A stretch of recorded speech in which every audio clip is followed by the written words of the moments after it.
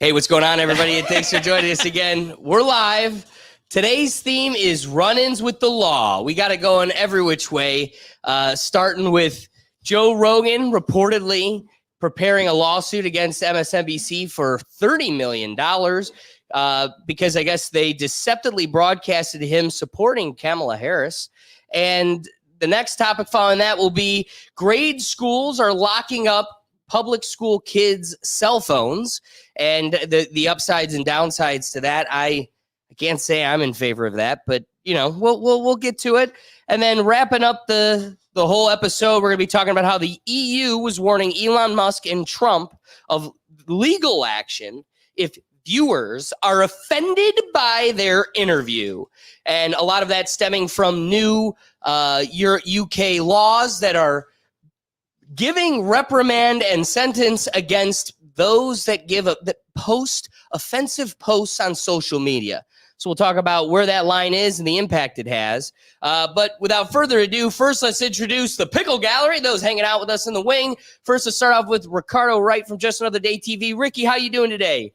I'm good, brother. Glad to be back, man. We're going to have a great show today. Let's go. I love it. And also, we got Silent Destroyer. Silent, how are things? What's up, everybody? Things are going fantastic. Hope you guys are well. I'm really excited for the show this week. Let's get it going. That's right. And without further ado, let me introduce my co-host, my good friend, David Cunningham. How you doing, David? I'm doing a lot better.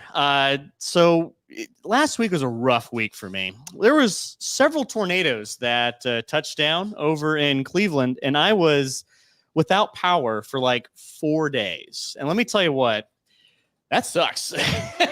I know what it feels like to be like a genocide victim, slave, Holocaust survivor, all of them, every single one of them, because I had without power for about 4 days. So it came back on. You're insane. Not too long ago. So I'm excited. I'm glad to be back. Glad to be here. So, and you know who else is glad to be back? Glad to be here? Ryan. I know, dude. What did I just hear? Okay. He doesn't know what I'm he a just victim. said. I'm a real victim. It's been a victim of nature, a victim of circumstance, and definitely a victim of and a victim of George Soros and those people dictating the weather. It's been rough. Be-rizzle my shizzle here. I don't know what else to report. This is going to be a interesting show. Let's go.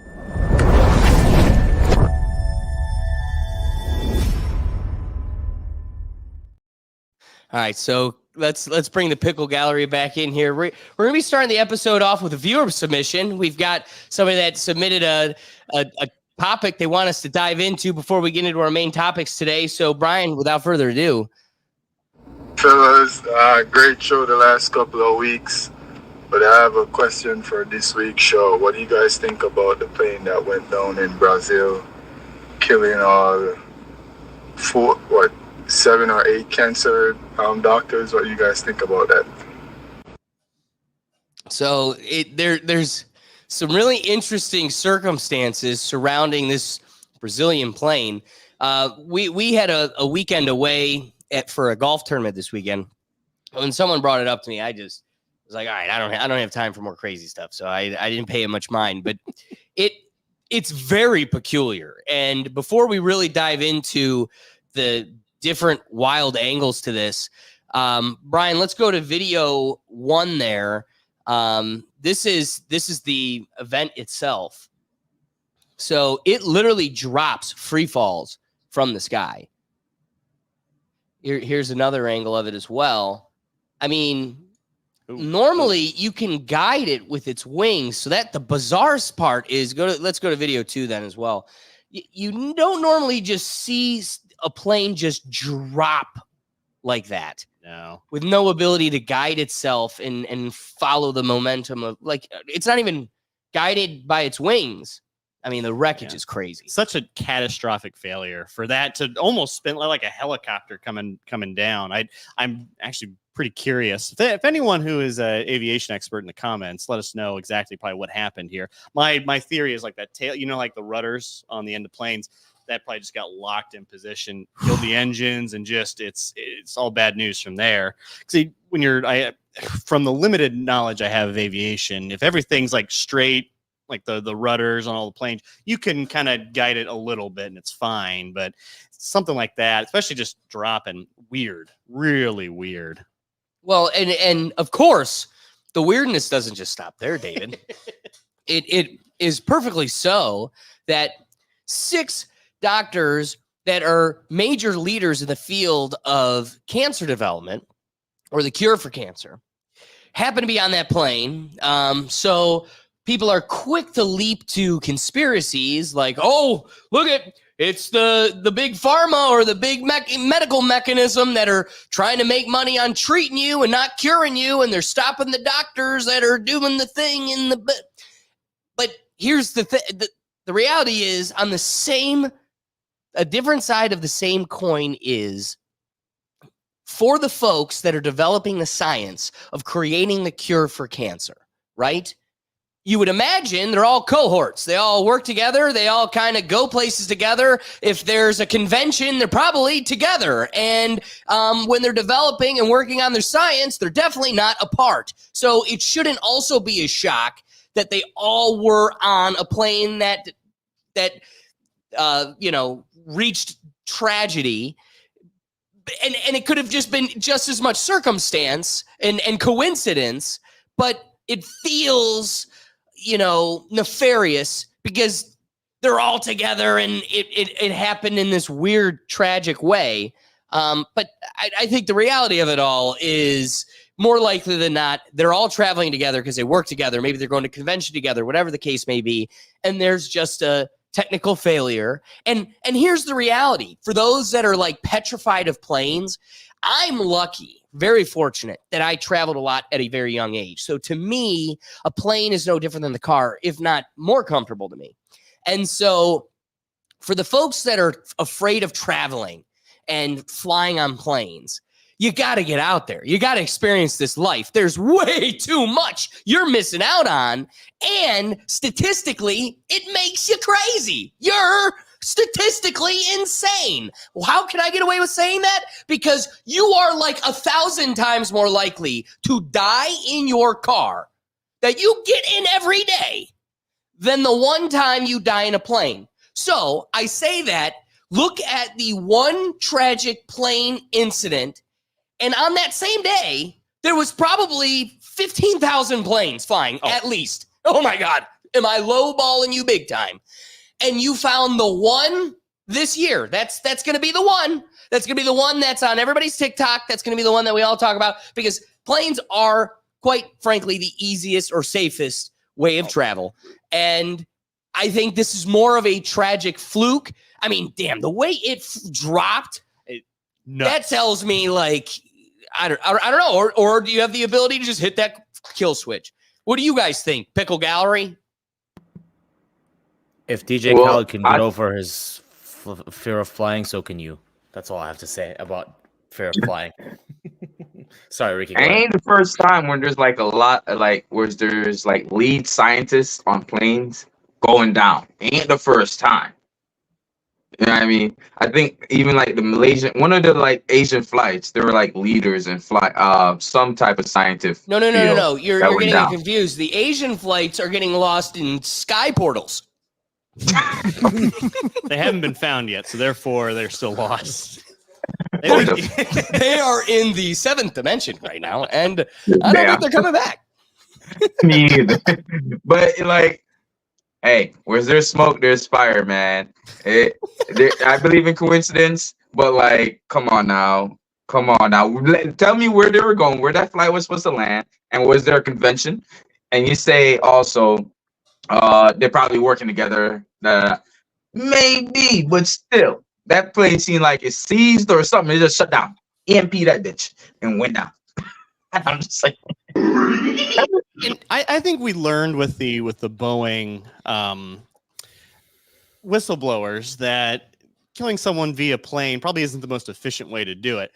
You can theoretically, if Big Pharma really wants you dead, I think a plane accident is probably the least likely situation. There's a lot of factors you just can't control. Now, if they all died in a car accident on their way to the convention, ooh, okay, all right, I can. But again, they all see how that be works. you can't be like, oh my God, they're all in the same car. Like that shouldn't be some sort of conspiracy. That's just an unfortunate coincidence because they're innately going to be going to the same place, be working together, more likely than not traveling together because of that. And you're just increasing the odds statistically that if something goes wrong, it's really wrong. It's taking everybody. Yeah, and this isn't an Oppenheimer situation where there's one guy with the sole knowledge, or like 4 people with the sole knowledge of how to cure cancer, that you just a convenient plane crash and all of a sudden now we're back to square one. You know how many people are researching cancer? There's got to be probably more people researching cancer than there is incarcerated in Cleveland right now. I bet the numbers probably justify that. So it's not just like one person has got the silver bullet here. There's all sorts of different people working on it. And is it a major blow? How high, are they highly regarded? Is this, are they 2 years into their cancer research, or are they 20 years in? That makes a difference. If they're interns, they probably don't know a whole lot, but if they're, if they're grizzled veterans, okay, that's a bit of a blow. But I think there's a few other people who probably know, or at least on the track to hopefully cure cancer if it is curable. But I to think that's just 4 people have all the knowledge on how to do it. That's a little that doesn't pass sniff test. Occam's razor does not approve. Silent Ricky, any other wrapping thoughts? I mean, good viewer submission. Shout out, Ricky. Do you know the name of the gentleman that sent it in? On Instagram, he goes by Brazy_Barnes. Brazy_Barnes. Thanks. Appreciate the submission. That was a good one. But guys, any wrapping thoughts? I mean, crazy stuff. It's a sad tragedy, but I think I don't know if it's more of a scene than just a tragedy. We're here to just, flush out ideas and stuff, like, just throw shit against the wall, see if it sticks or not. That's why I love this show. You know what I mean? And, someone might take something from this and go do a deep dive, and we have a 2-hour YouTube video. That's right. Hey, so that being said, dive into the comments. Let us know what you make of the incident in Sao Paulo, Brazil, and what we can take away from this. Scary stuff, but also, I mean, shout out to Brizzy. Get this viewer submissions in. Yeah. I love it. Send it to Ricky, send it to Silent, myself, DM us, get yourself involved. Again, that's the whole purpose of the live show. So be sure to be diving into the comments and add a little perspective to the dialogue here. But without further ado, let's dive into our first topic here. I think this is going to be a really interesting one. Juicy as well. So Juicy for sure. Joe Rogan is apparently setting up for a $30 million lawsuit against MSNBC. And as a guy that's been kicked around and manipulated by the media the way he has, I mean, he survived COVID in 24 hours, and in his video talking about how well he did and how it barely impacted him, they literally changed his skin to look gray and like he was a carcass. I mean, they've been manipulating and twisting his view and his message for a while now. And I think it's about time that somebody, if not him, steps into the batter box and takes some swings at humbling these folks. I mean, Joe Rogan himself is the one that says, what's the point of having FU money if you don't finally step up and say FU? So there's some relief of the fact that finally a guy like Joe is stepping in and potentially humbling the situation. So what we got here is a clip from his recent interview with Michael Malice. Some of the guys here in the studio, this is like our favorite Joe Rogan. Yes, he's a favorite. So the theme of the entire episode, like it's really a thread throughout the entire episode, not just this snippet we're going to show you, but the whole episode is how unfit Camel Lady is to be really any sort of politician, let alone vice president and or president. For those of you that don't speak Rethink Tank, I'm going to say this one time, and that's Kamala Harris. I'm not going to get into why I don't say her name, but Camel Lady is running for president. Shocker. But like I said, the whole episode is how unfit and just untethered this lady is. And they take his message and chop it up in such a way that it makes it seem like he's a huge supporter of this movement and how well she's going to do. And the most interesting piece is the most supportive pieces that they embed are elements of him talking about Tulsi Gabbard, not even him. So what we're going to see is the original clip itself from the Joe Rogan Experience, and then Tulsi Gabbard takes Twitter to explain all the bits that are cut out, and then we see what MSNBC posts, and you can see how egregious this is. Is it worth $30 million? Brian, take us to gaslighting is what bothers me. 3? that was Yep. it. Bothers me. It all bothers me, the fragility of the human mind.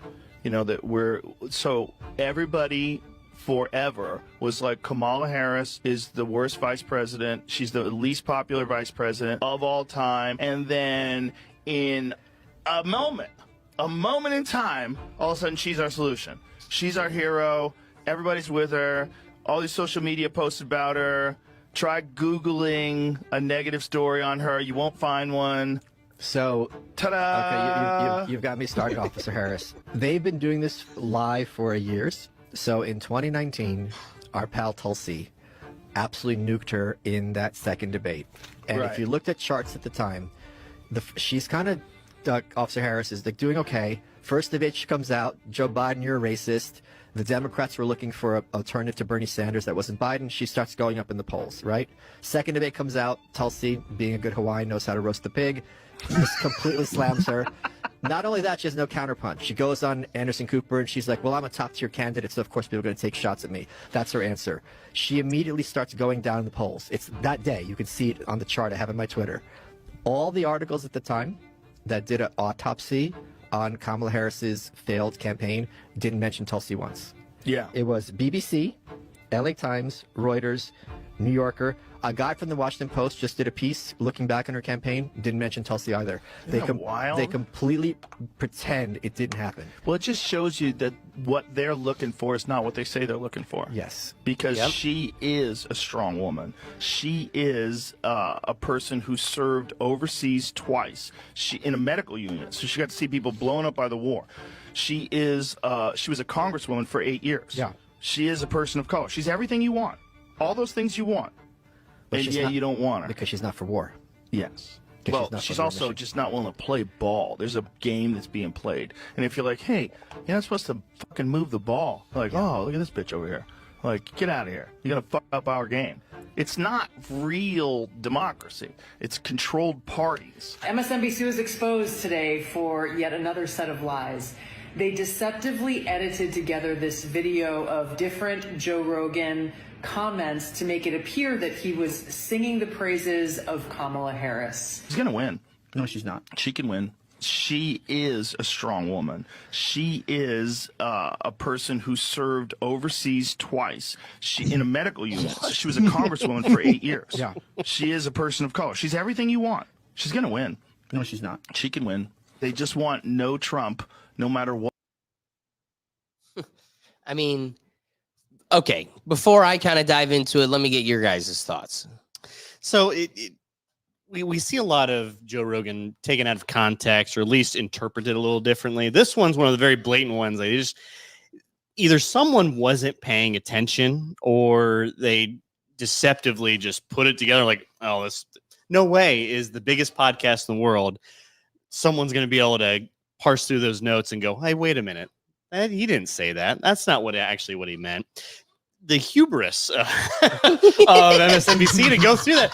They got some big balls to at least attempt it. And I'm surprised someone got the okay to actually, you know what? That's fine. No one's going to notice. I mean, dude, that's $1 million mistake. Yeah. That's what we're seeing for here. Sure. Even if he doesn't win the lawsuit, the court fees alone is going to justify that person probably getting fired. In all honesty. But you know what? This comes back to that HBO documentary about Nickelodeon and Drake Bell and all them folks. One of the things that was a takeaway from that documentary that puts a spotlight on a lot of the crew and employees, more than just Dan Schneider and the big names. I mean, the layers of people this has to go through to get approval before it is on your screen, right? This isn't the news anchor pulling a what's the Will Ferrell guy? What's his name?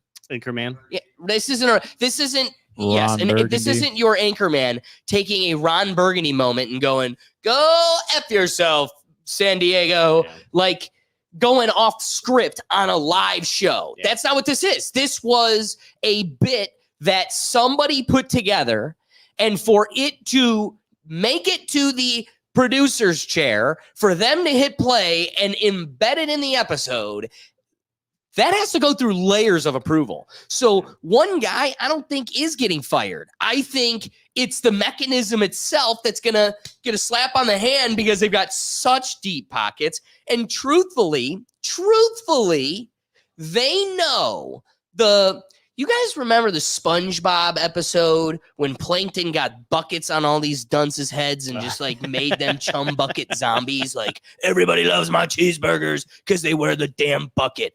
That people that watch cable news or MSNBC or Fox News or CNN, if you're one of them, you are the chum bucket brain dead zombie. Yeah. You just plug in and whatever it tells you, it tells you. So it doesn't matter if there's a lawsuit over here, there's a Twitter X footnote over here, correct? Or even Snopes every once in a while wants to show some integrity, and they jump in with an accurate fact checker. It doesn't matter where the fact checks come in.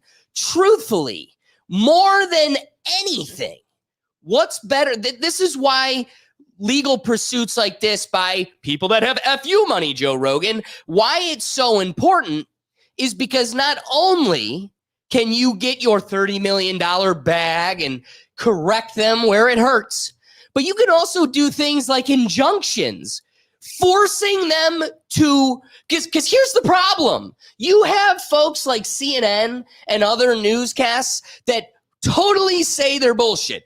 Lie, wrong. And then it could come out 10 days later and they go, whoopsie. And they don't have to tell anybody. We should have an injunction that forces you to then put in your next press release, hey, correcting the record, this was a thing.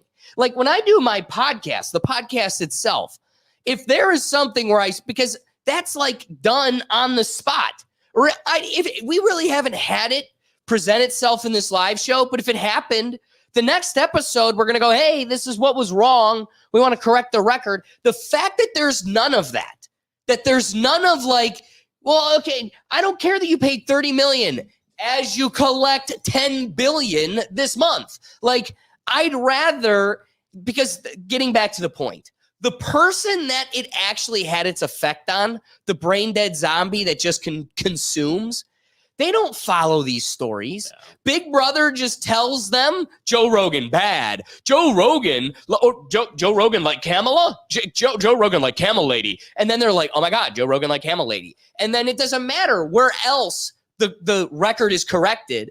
It doesn't reach them. And so until that zombie source, the television, tells them the truth, we're cooked.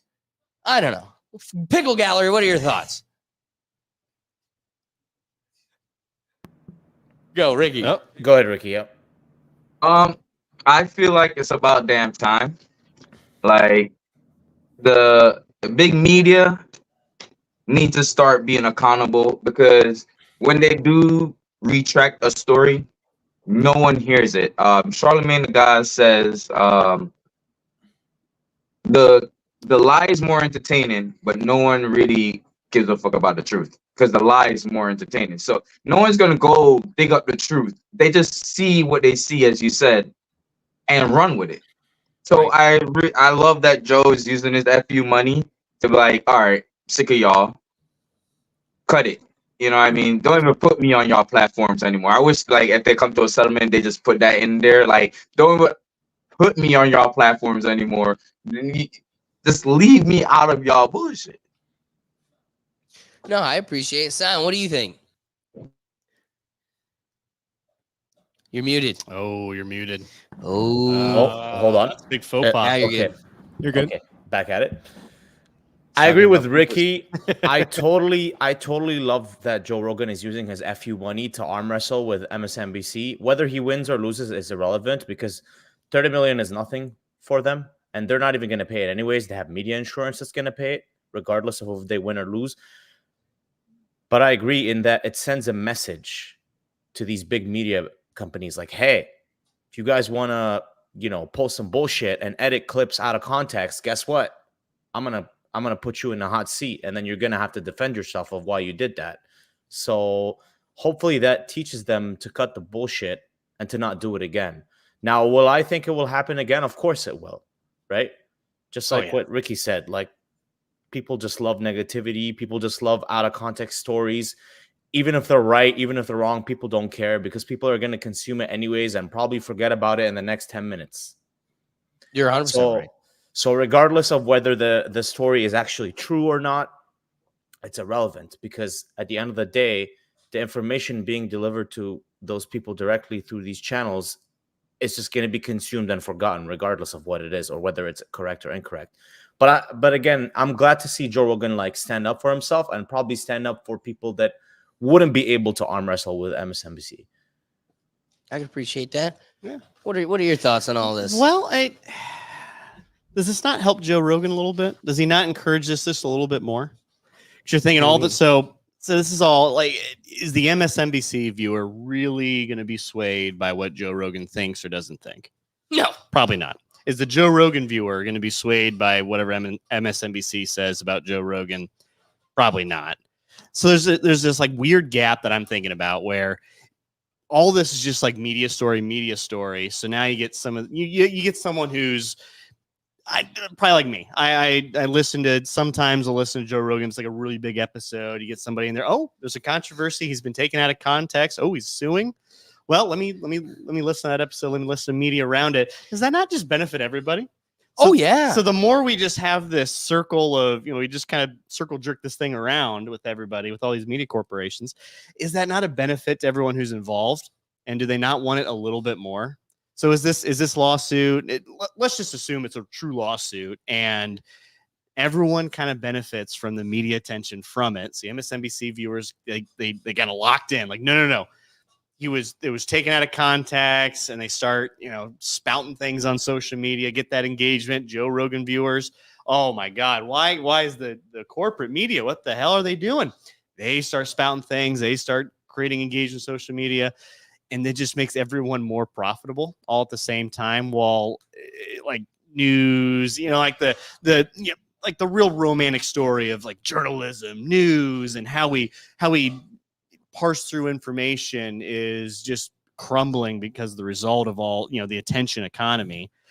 I kind of go that way with it instead of, let's say he's going to sue. He's going to, let's say he wins. Okay. They'll just do it again, and they'll just get better at the lawsuit. They'll get better at the game. They'll just misinterpret them. They have ways to weasel themselves out of it. Cause with your law experience that it's kind of a high bar for defamation. This isn't an easy lawsuit, even if it's really black and white on the front of it. There's intent, improving intent. There's all sorts of not only I think it's going to be less defamation and more of just falsehood. Like you can't consciously broadcast a lie.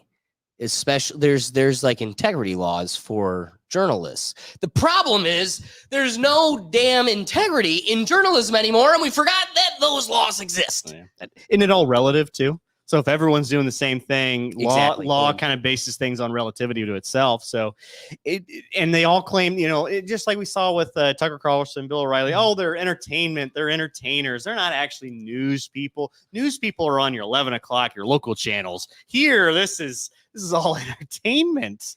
They don't advertise themselves. Like CNN is news network, not CEN. entertainment network. It's all they're, they have this faux pas of news. They have this shroud of news, but on the back, when you really when you really try to pin them to the wall, they're actually entertainers. So I don't necessarily see this going anywhere. This is a nice little news story that makes everyone a little bit richer. And do they just go, all right, Joe Rogan, we'll pay $1 million. We're going to be done with this. Wait. Do you think this makes MSNBC richer? Oh, I think so. Absolutely. It's engagement. What was the last time I've ever talked about MSNBC? Yeah, we don't. We don't. And this is one of those, like, you get the Joe Rogan audience involved in MSNBC, and now they can sell just a few more ads about, I don't know, bone broth, supplements. I don't know. There's all sorts of different things. Oh, well, weed action. Man. So you some salesperson's probably chomping at the bit at the news counter, going, all right, hey, it's all Joe Rogan stuff. We can sell products. Yeah, we're like way left and liberal, but guess what? There's like a Venn diagram here that we can specifically sell for this period of time. I bet someone out there in sales departments thinking about that right now, and they're probably going to their manager, "Hey, can we get more of these? Can we irritate Tucker Carlson here for a little bit? See if apples fall off that tree." That's just kind of how this game works. So I hate to be real cynical. Trust me, I hate to be cynical. This is one of those stories where I just immediately go to, like, I think everyone's just getting richer because of this. He had to end his point on a lie. All right, let's start landing this plane. Ricky, give me your rapping thoughts. I have a question. So does this mean if this lawsuit goes through, right? And like, is it going to be like a precedent for like taking clips out of context? Like, if I want to play this part of the video and this part, but the way I align it. Oh yeah, I get what it did was messed up. Isn't that only true if it goes to trial? So yes, so if they settle out of court before it ever gets to trial, it's not technically precedent. Okay. But I don't see him wanting to settle. He's not doing it for the money. If you had a lady in Arkansas that's like, all right, but I could get out of the corn farm, like, she might consider it. I don't know if you know this, the dude wants to open like 2 more motherships across the country. Like, he's playing in money. So I don't think he's looking for a payday. I think he has a corporation that's worth hundreds of millions of dollars that has a team of attorneys that are looking for shit to do. This is what they do. I think he's like, okay, I have a den of dogs. Sick 'em, boy. Like, I think 4 years ago, here's the thing. The number of guests, liberal, conservative, or otherwise, that come on his show and bring up, like, he meets Adam Sandler for the first time today. We see him they're colleagues and everything else, but we see him do a podcast with someone new like this, and it still gets brought up. Yeah, man, you and that COVID stuff was crazy. There was a lot of crazy shit with Joe Rogan and the COVID stuff, Horst Dewormer and the other. But he made who's the CNN Dr. Sanjay Gupta? He made him look like a total fool. The thing that they talk about the most when Joe Rogan is brought up about that period, the thing that stands out to him as the most egregious is when they turned him gray.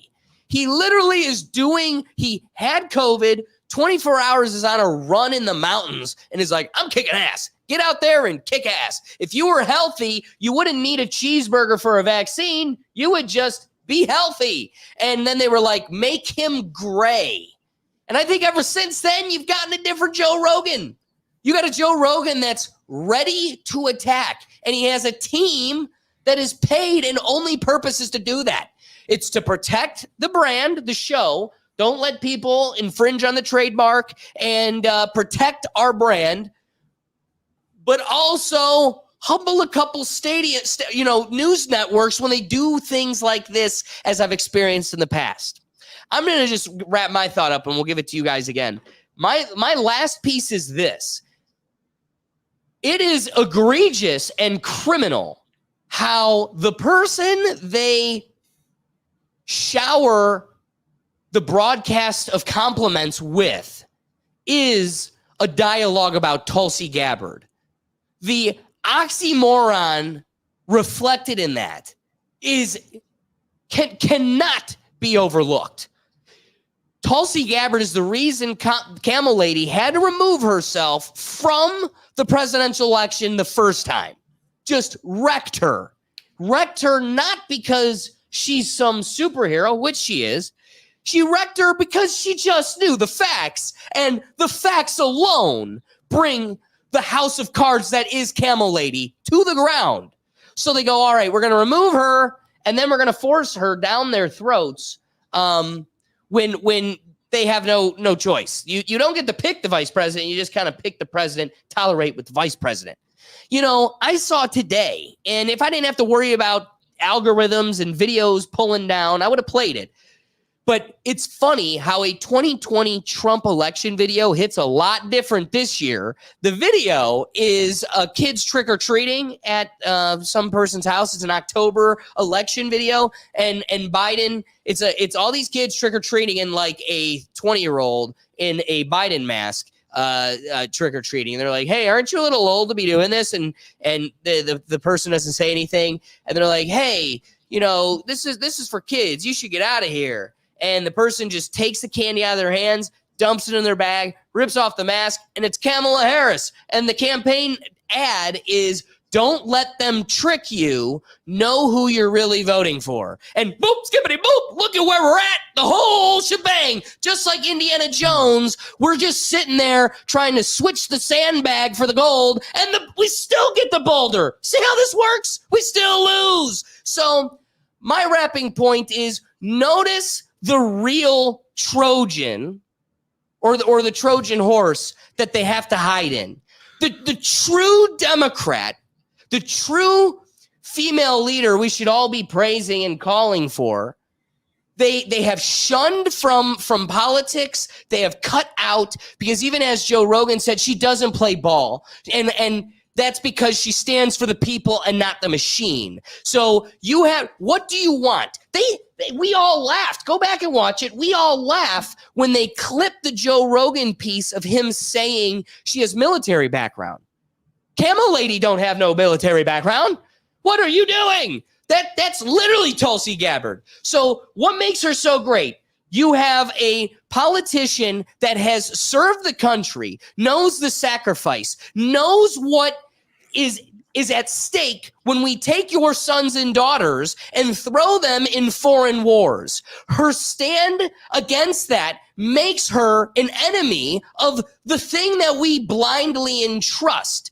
And so just acknowledge the sheet that they have to hide their turd in is the true politician that stands for you and has been pushed out of politics because of that fact. All right, Pickle Gallery. Silent, what's your rapping thought? As I said before, I think this is really good in the grand scheme of things, because hopefully it will send a message to the big media to not manipulate and, you know, take clips out of context. Will I think it will matter in the long run? Probably not, because I think they're still going to do it anyways. But I think it's good that Joe Rogan is using his resources and his FU money to actually fight back, because as you guys saying, like the fact that they actually took him praising Tulsi and made it look like it was Camel like Lady was crazy in the first place. But it's also very unfortunate that like Joe Rogan said, she doesn't want to play ball, and that's probably why she cannot be running for president, because she's obviously a very qualified candidate. I would say, in my opinion, from what I've seen and from just watching her talk on the Joe Rogan podcast and from other sort of like debates and clips and things like that about her. But yeah, she just doesn't play ball. So that's probably why she's not going to win. Whereas Kamala obviously knows what she's doing. And like you said, the whole Trojan horse thing is going to happen. And she's probably going to be up there competing with Trump. And not to get too off of the tangent, but I think at the end of the day, she knows that the way to get there is to manipulation, essentially using the big media to manipulate the people. Oh yeah. And I mean, we don't want to get into it, but think about all the videos and pictures that are being, you know, deconstructed as AI fake crowds and, you know, manipulated videos to make it seem like she has greater support than it is. I mean, that is a conversation for another day. Yeah, but that's a rabbit hole in itself. That's That's crazy. a whole rabbit hole. So Ricky, any other rapping thoughts? We kind of ripped you off there. Short and sweet. We need to get back to independent journalism and not team journalism, like political team journalism. I appreciate that, David. No, Ricky really put it well. Yeah, I think we need to get back to team independent journalism. Just it's like what's the benefit here other than money? If we're really trying to be a news network, are we trying to take people out of context? Just blatant. It's just I don't really understand. Is like are you trying to sway the Joe Rogan watcher, the hardcore viewer, and like, oh well, he likes Kamala Harris, so therefore I'm going to vote for her. I just anyone who's an actual Joe Rogan listener, even if you're just a part-time listener, you listen one every now and then. He's never been big on Democratic politics. Really, it's just been Bernie Sanders. That's been it. So I don't know really what they were trying to succeed with this. I can appreciate it. Brian, rapping thoughts. I was just thinking, what branch would she be in? I mean, I would pay money to watch her do like some SEAL training, camel lady I'm talking about, or dude, could you see her doing a Tough Mudder? Yeah, just just have her do a Tough Mudder, like run through the mud and the electrical nodes. I can see her getting halfway through the mud. She's so uncomfortable. She doesn't know how to say. God, she's just so weird. We're on the weird for the Republican candidates, but she's odd.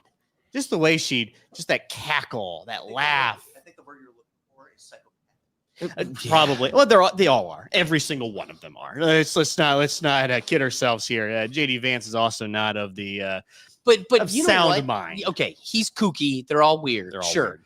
But am I too far off the reservation when I say she literally has nothing in her head? Like she can't go off script. Like here's the thing.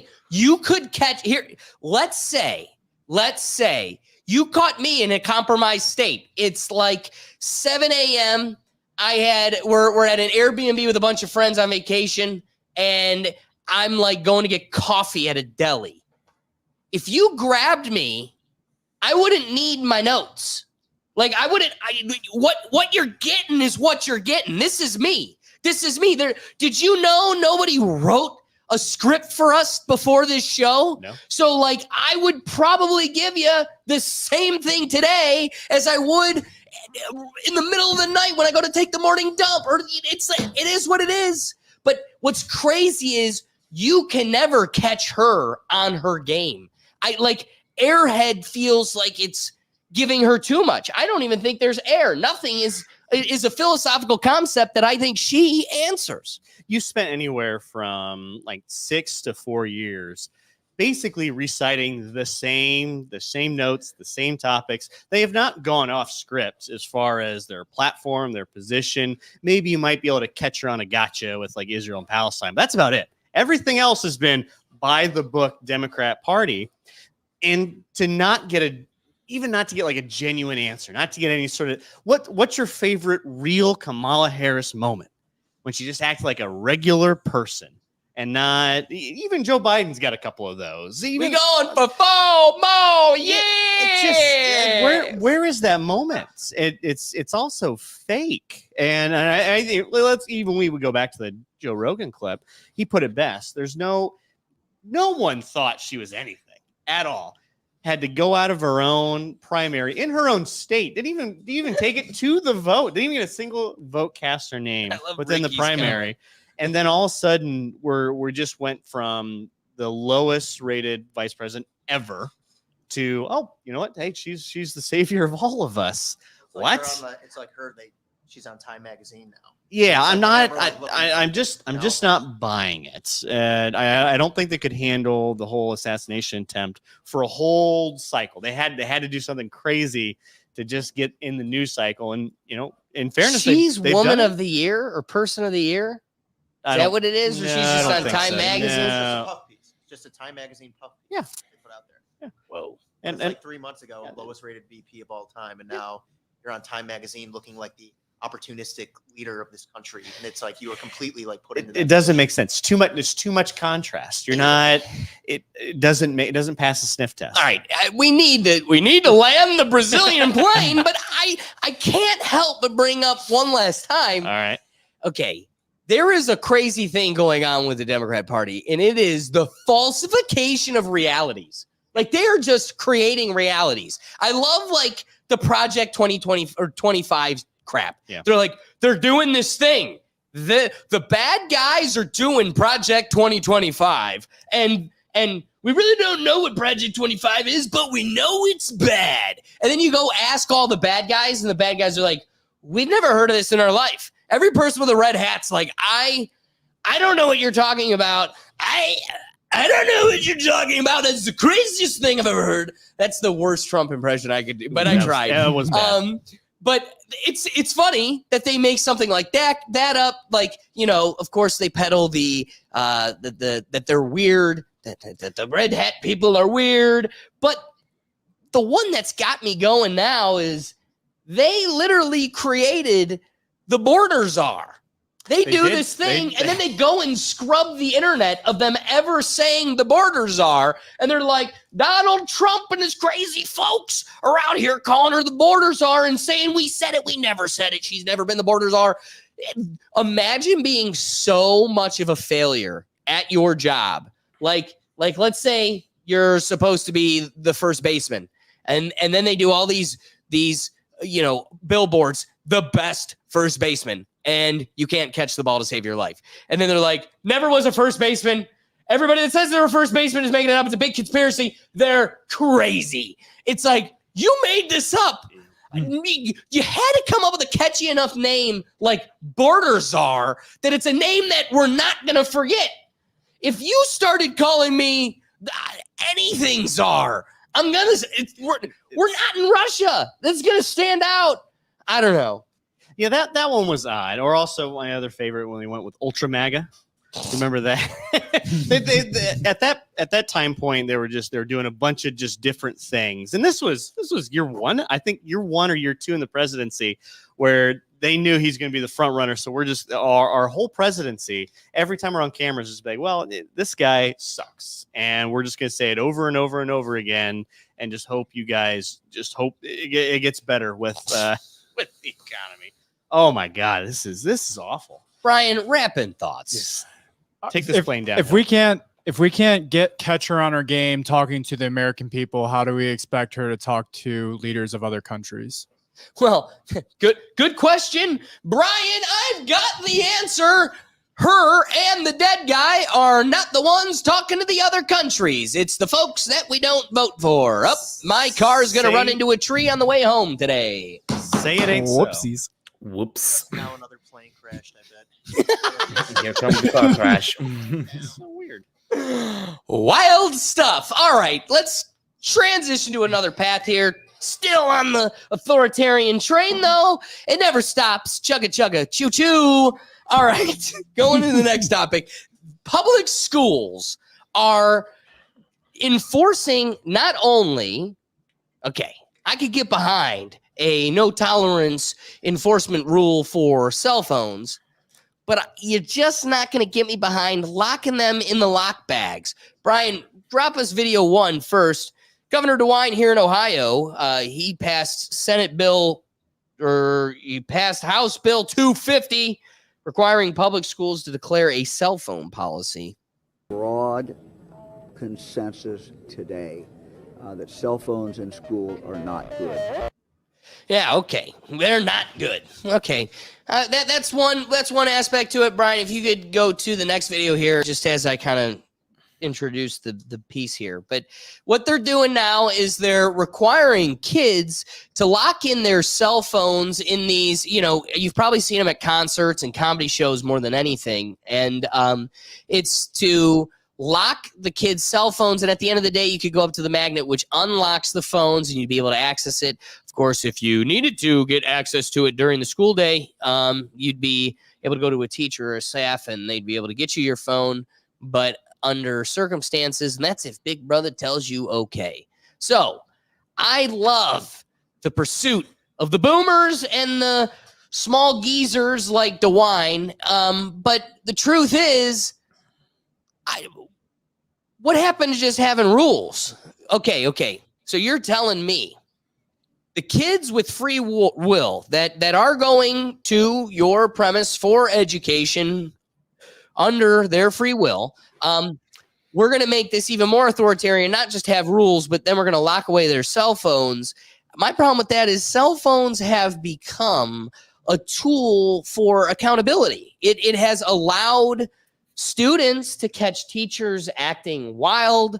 What I don't like is, okay, the state does us a favor and it does us a service. And it's an important service, but I think that service has become such a fabric of our society that we've lost the relationship between us and the state. Like it's become such a piece of our life that we just take it as that's just our life. That's our law. They control us. They tell us what to do. But that's not the relationship here. I pay taxes. You do me the service, which is put on free local education for the youth. Now, I could seek out higher and better education and go to a private school, but this is a service that nonetheless I'm paying for, so I might as well take advantage of it. Most people do, not even because they may be able to afford private school, but most people will take advantage of it simply because you're already paying for it. Yeah. This being a service that you are paying for and is provided by the state, it's kind of a at-will relationship. These aren't prisoners. And here's the problem. We've got kids that, oh my gosh, darn it, can you believe it? That kids with high energy won't sit still and learn cosine? What? Pump him full of pills so he's numbed and won't move. I mean, I'm all for. In 8th grade, the iPhone came out. In 6th grade, I had a Razor flip phone. The Razor flip phone couldn't do anything. Really, that was to text and really just to look cool and show people that I had a cell phone. Mainly because they didn't. This was like cutting edge You were stuff, you were a man. rich kid. If you went to my school and you had a Razor, you were a rich kid. Oh, You're a rich boy. You should have seen the belt he had. Oh. We did have these light up belts. Shout out Uncle Michael. The belt buckle would say things. He had me swindling people at the Fiesta Bowl when Ohio State was in Arizona. I was selling these belt buckles. Just, you could have it say anything. Man, those were the days. Had a Razor. Anyway, couldn't really do much with a Razor. But when an iPhone comes out, the world changes. And Brian, before I continue my point, can you go to the next video there? It's the second one in. Nope. This again? Yeah. Oh, actually, go one more in. Yeah, go to that one. All right. Here's a series of teachers just being wild. You could play. I need to go get him. No. Sit down. That is ridiculous. Okay, we are not using the calculator right now. When I say turn on your calculator and press Y equals, and not make comments and listen, because the questions you're asking are what I have just gone over. I am so sick and tired of this. Every day I have to tell you guys to quit screwing around. How many times have I told you not to have your phone up? Give me your phone. Give me 6! Like there's 8 minutes until spring break. Why would you Now this take my one's phone? fake. Because I hate them! Or not. No pomegranates. No pomegranates. Oh? Had it with the phones! Okay. That definitely needs to be broadcast, like documented. Like here's where we got lucky. One positive aspect of the COVID, as we socially stunted and retarded all these kids, we also were able to kind of get parents a little insight, peek inside of the classroom and seeing a lot of the BS that's being sold to them. And that's why school's curriculum has become such a topic as of recent, because people have their finger on the pulse better than they have in the past. Now, well, with all that being said, cell phones give us the ability to bring accountability into that classroom where we otherwise can't. And yes, we should. So as DeWine's House bill, it's requiring schools to declare a cell phone policy, whatever that policy may be. Okay, I agree. Make rules for it. And guess what? Here's a fact. I'm a bad boy. I've been in trouble too. Oh, oh my God. I can't believe I'm going to go out on a limb and say this publicly. This might be the craziest thing I say. I have had a detention. I have had a detention one time in my life. I'm sorry. And I'm getting chills that I'm going to say this. With someone better. It's done. And the detention was for chewing gum. Ooh. Yeah. Put me away and throw away the key. Mine was You for wearing deserved it. sweatpants on the day they canceled Sweatpants Day and didn't tell anyone. Oh, I got away with that because I told Mr. Lesh that I got Gatorade on my sweatpants, and he yelled at me and didn't believe me. So then I had to dump red Gatorade on my pants, and I showed him. I go, see, haha, and I didn't get in trouble with that one. So look at that. I'm still on the run. I think the statute of limitations may have run, but I can't remember. But the gum one caught up to me. I wasn't able to escape that. But here's the thing. That's a dumb rule. But they need rules like that, and there's justification behind rules like that because, you know, kids are sticking gum under their desks, and we don't want to have to deal with the I don't know, graffiti or issues that come with gum going down drains and being places where it shouldn't. Okay. So you make a rule and kids break that rule and you put them in detention, damn it. I have to stay 30 minutes longer after school. That's what you get. That's the extent of taking my liberty, okay? You don't get to proactively stop even the ability of breaking that rule. What do I mean by that? You don't get to cut my tongue or sew my mouth shut because you want to proactively stop me from chewing gum.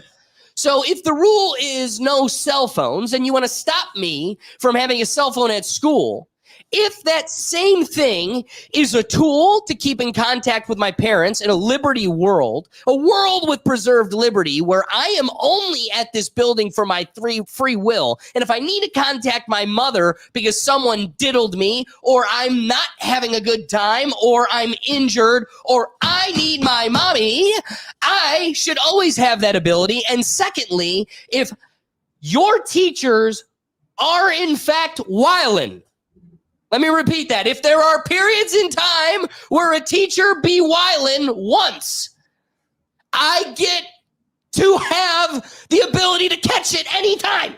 And I will safely keep it away to not disrupt class. And at the point at which there is disruption, okay, I'm going to go all legal on you. Where do they get to infringe on your free will, your autonomy in a school building? How do they get to dictate speech? Like a social media post outside of school. That's outside of school. Well, if it reaches the schoolhouse gate. Okay, so that means you get to police what goes on in your building. You get to make rules, but you don't get to proactively imprison me. I'm not jailed here. I'm here at will. So I will listen to your rule with liberty. And at the point at which I break that rule, you can give me the consequences. And if I disagree with what those consequences may be, then I just won't participate in the public service that you're offering. But I think personally, locking the phones away is a step too far. Doug is jumping. No, me and Will were laughing. You got in trouble for chewing gum, yet Foster poured acid down the drain and just got yelled at. Dude, I totally forgot about that. We were laughing. We immediately thought about it. Both of us were just laughing so hard. I was in class, and immediately he's just like, uh-oh. he told the teacher, she's like, that's going to eat all the drains. It's going to dissolve the drains. Nothing ever happened. Yeah, but chewing gum is a felony of the detention degree. So, okay, before I go down that road further, Pickle Gallery, what are your thoughts? Ricky? Man, my detention days are Hall of Fame, man. But this I feel like it's programming. The government is trying to program you to know that, all right, you're in school, we can take this from you at this time. You're a prisoner, as you said earlier. Like, why should I give up my phone? Give us the rule. If we don't abide the rule, we're in detention.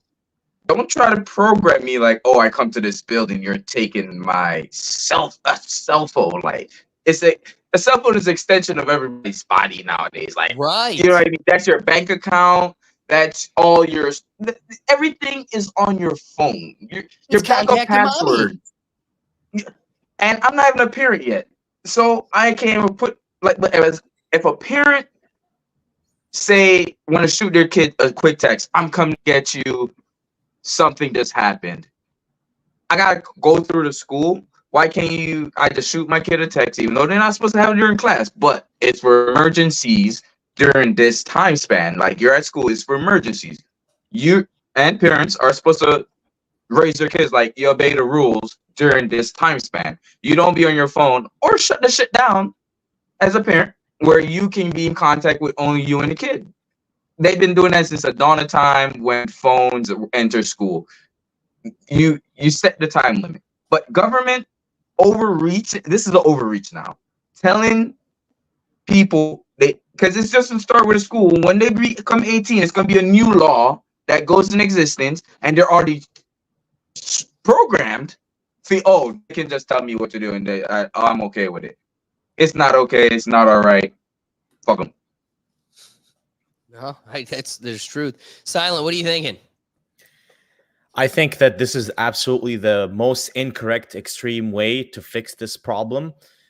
This is not the right way to go forward. I will tell you guys the story of how my high school fixed this problem with ease and with zero protest from the parents or the kids. Here's how they did it. Very simple.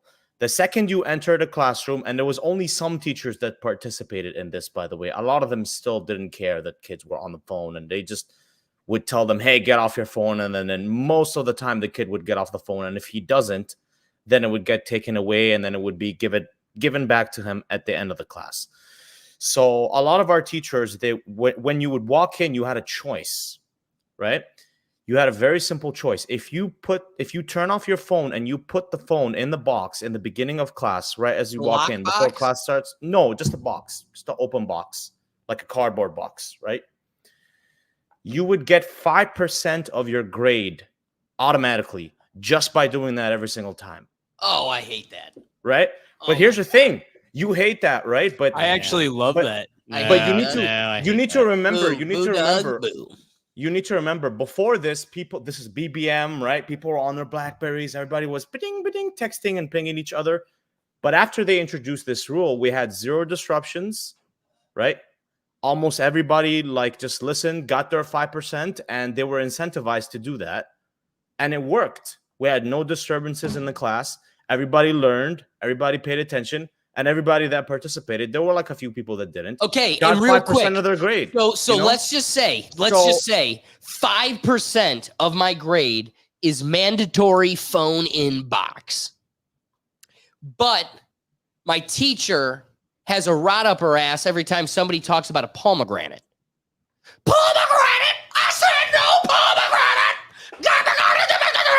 pomegranate! And let's say Kevin pulls out the video was played. We saw it happen.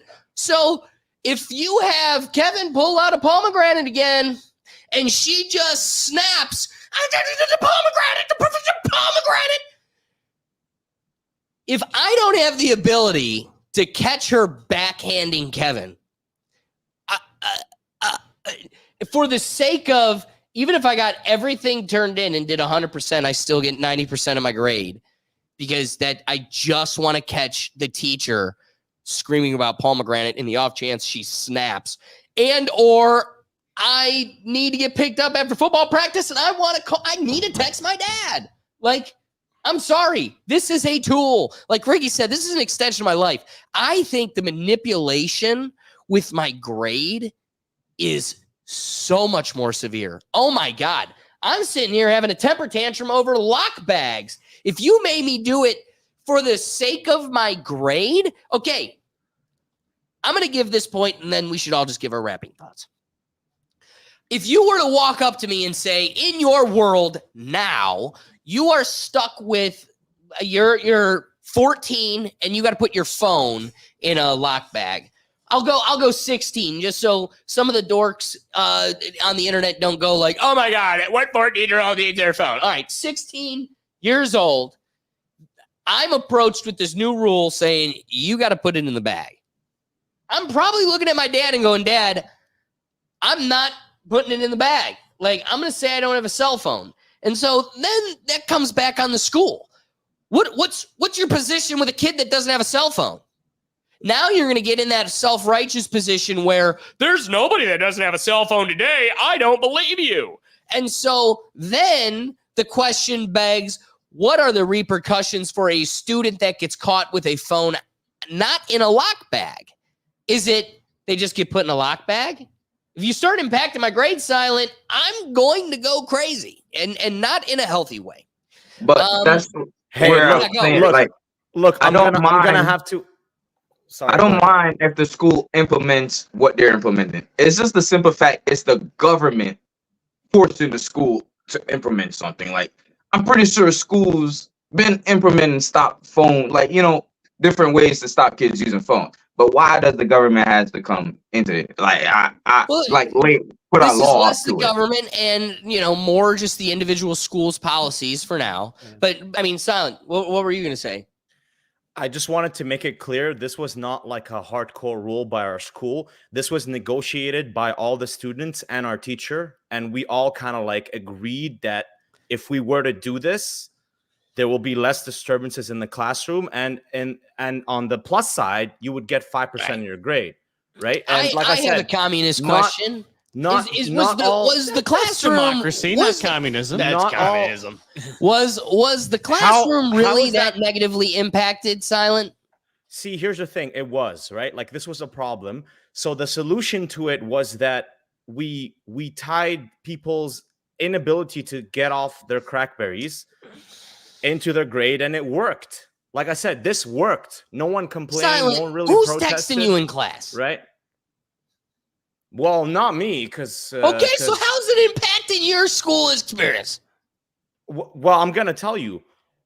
It's very disruptive when you're trying to learn and someone's BlackBerry keeps going off, right? Like I said, this was an issue, right? But the repair to this issue, I think, wasn't as extreme as, okay, you have to put your phone in a box and lock it the whole day. It was, okay, the class is 45 minutes. You just put you turn off your phone, you put it in the front of the class in a box, and problem solved. Everybody seemed to agree to it too, right? Is that 45 minutes for just the one class, and then you're telling me you had 8 other periods where you weren't doing that, or? Right, that's what I'm saying. Not every teacher agreed to this, right? Some of them said, no, I don't want to do this, right?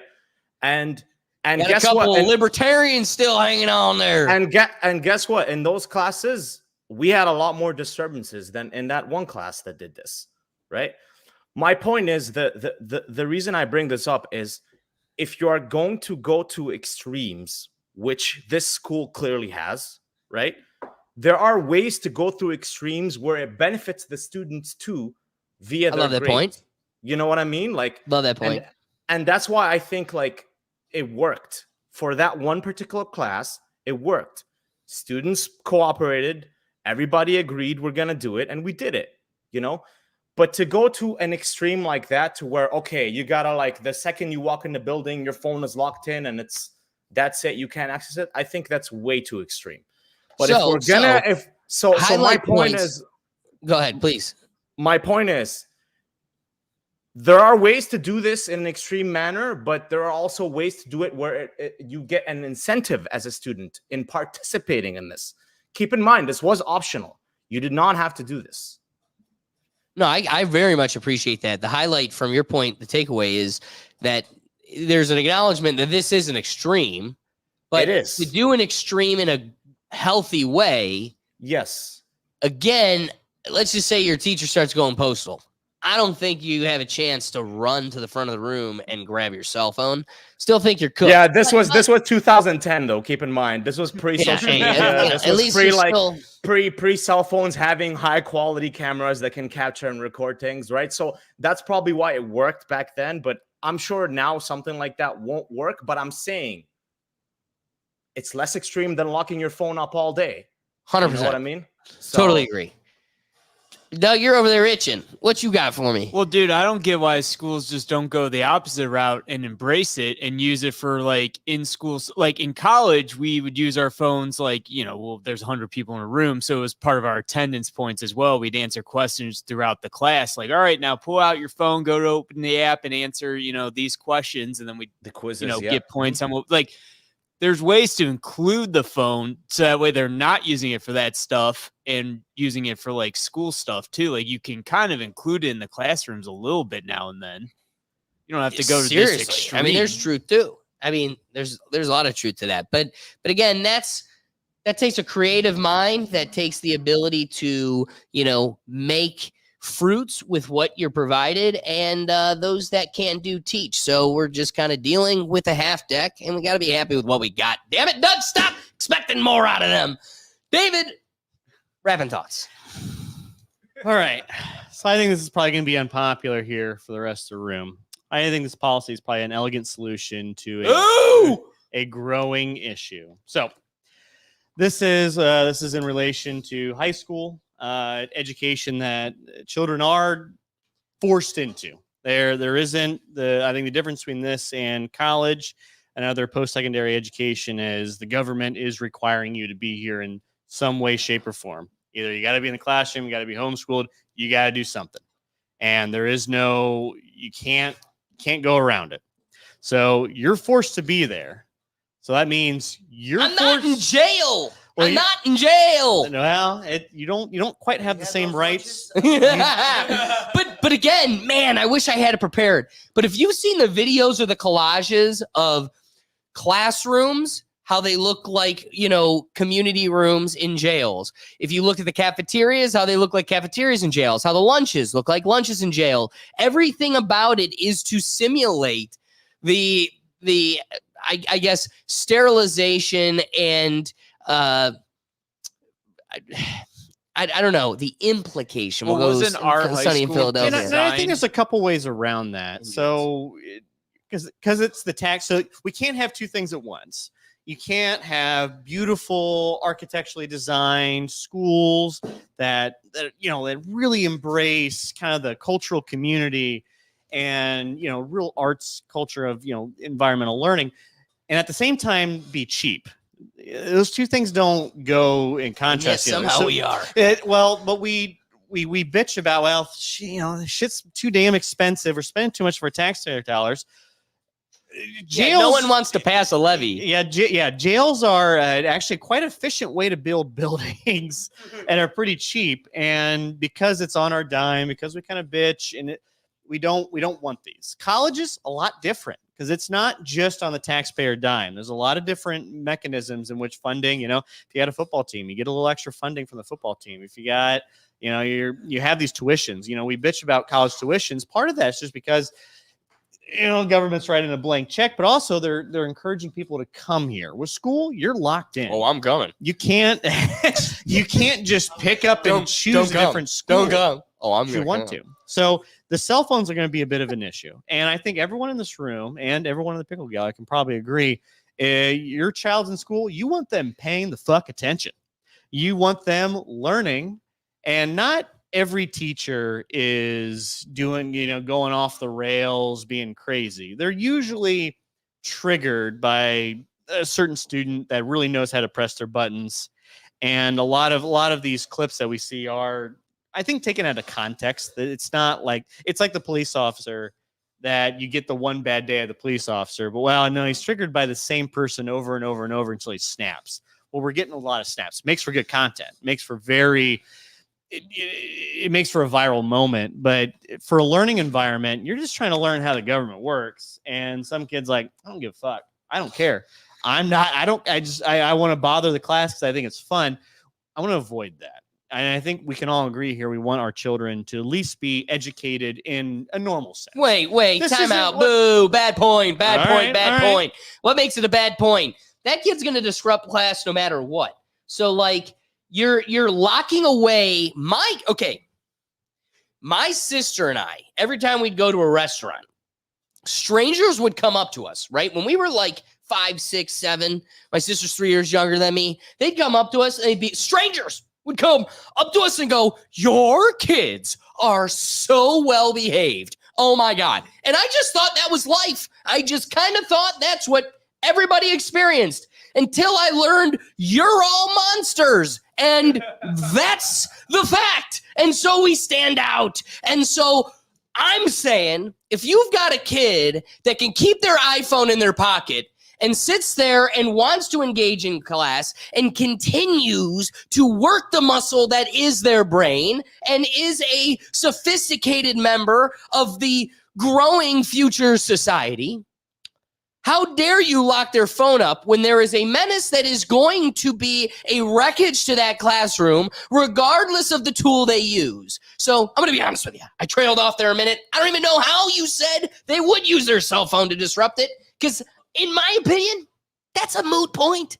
I say that because that kid is going to be a menace no matter what. And I still think this is an overstep of enforcing, or this comes back to the gum. The gum thing's crazy. You shouldn't be getting detentions for gum. What are you going to do? Cut their tongues out so they can't chew gum? Like, I'm sorry, but the reality is they may be able to break the rule, but they're not in jail. Do you guys remember Bianca Ellis?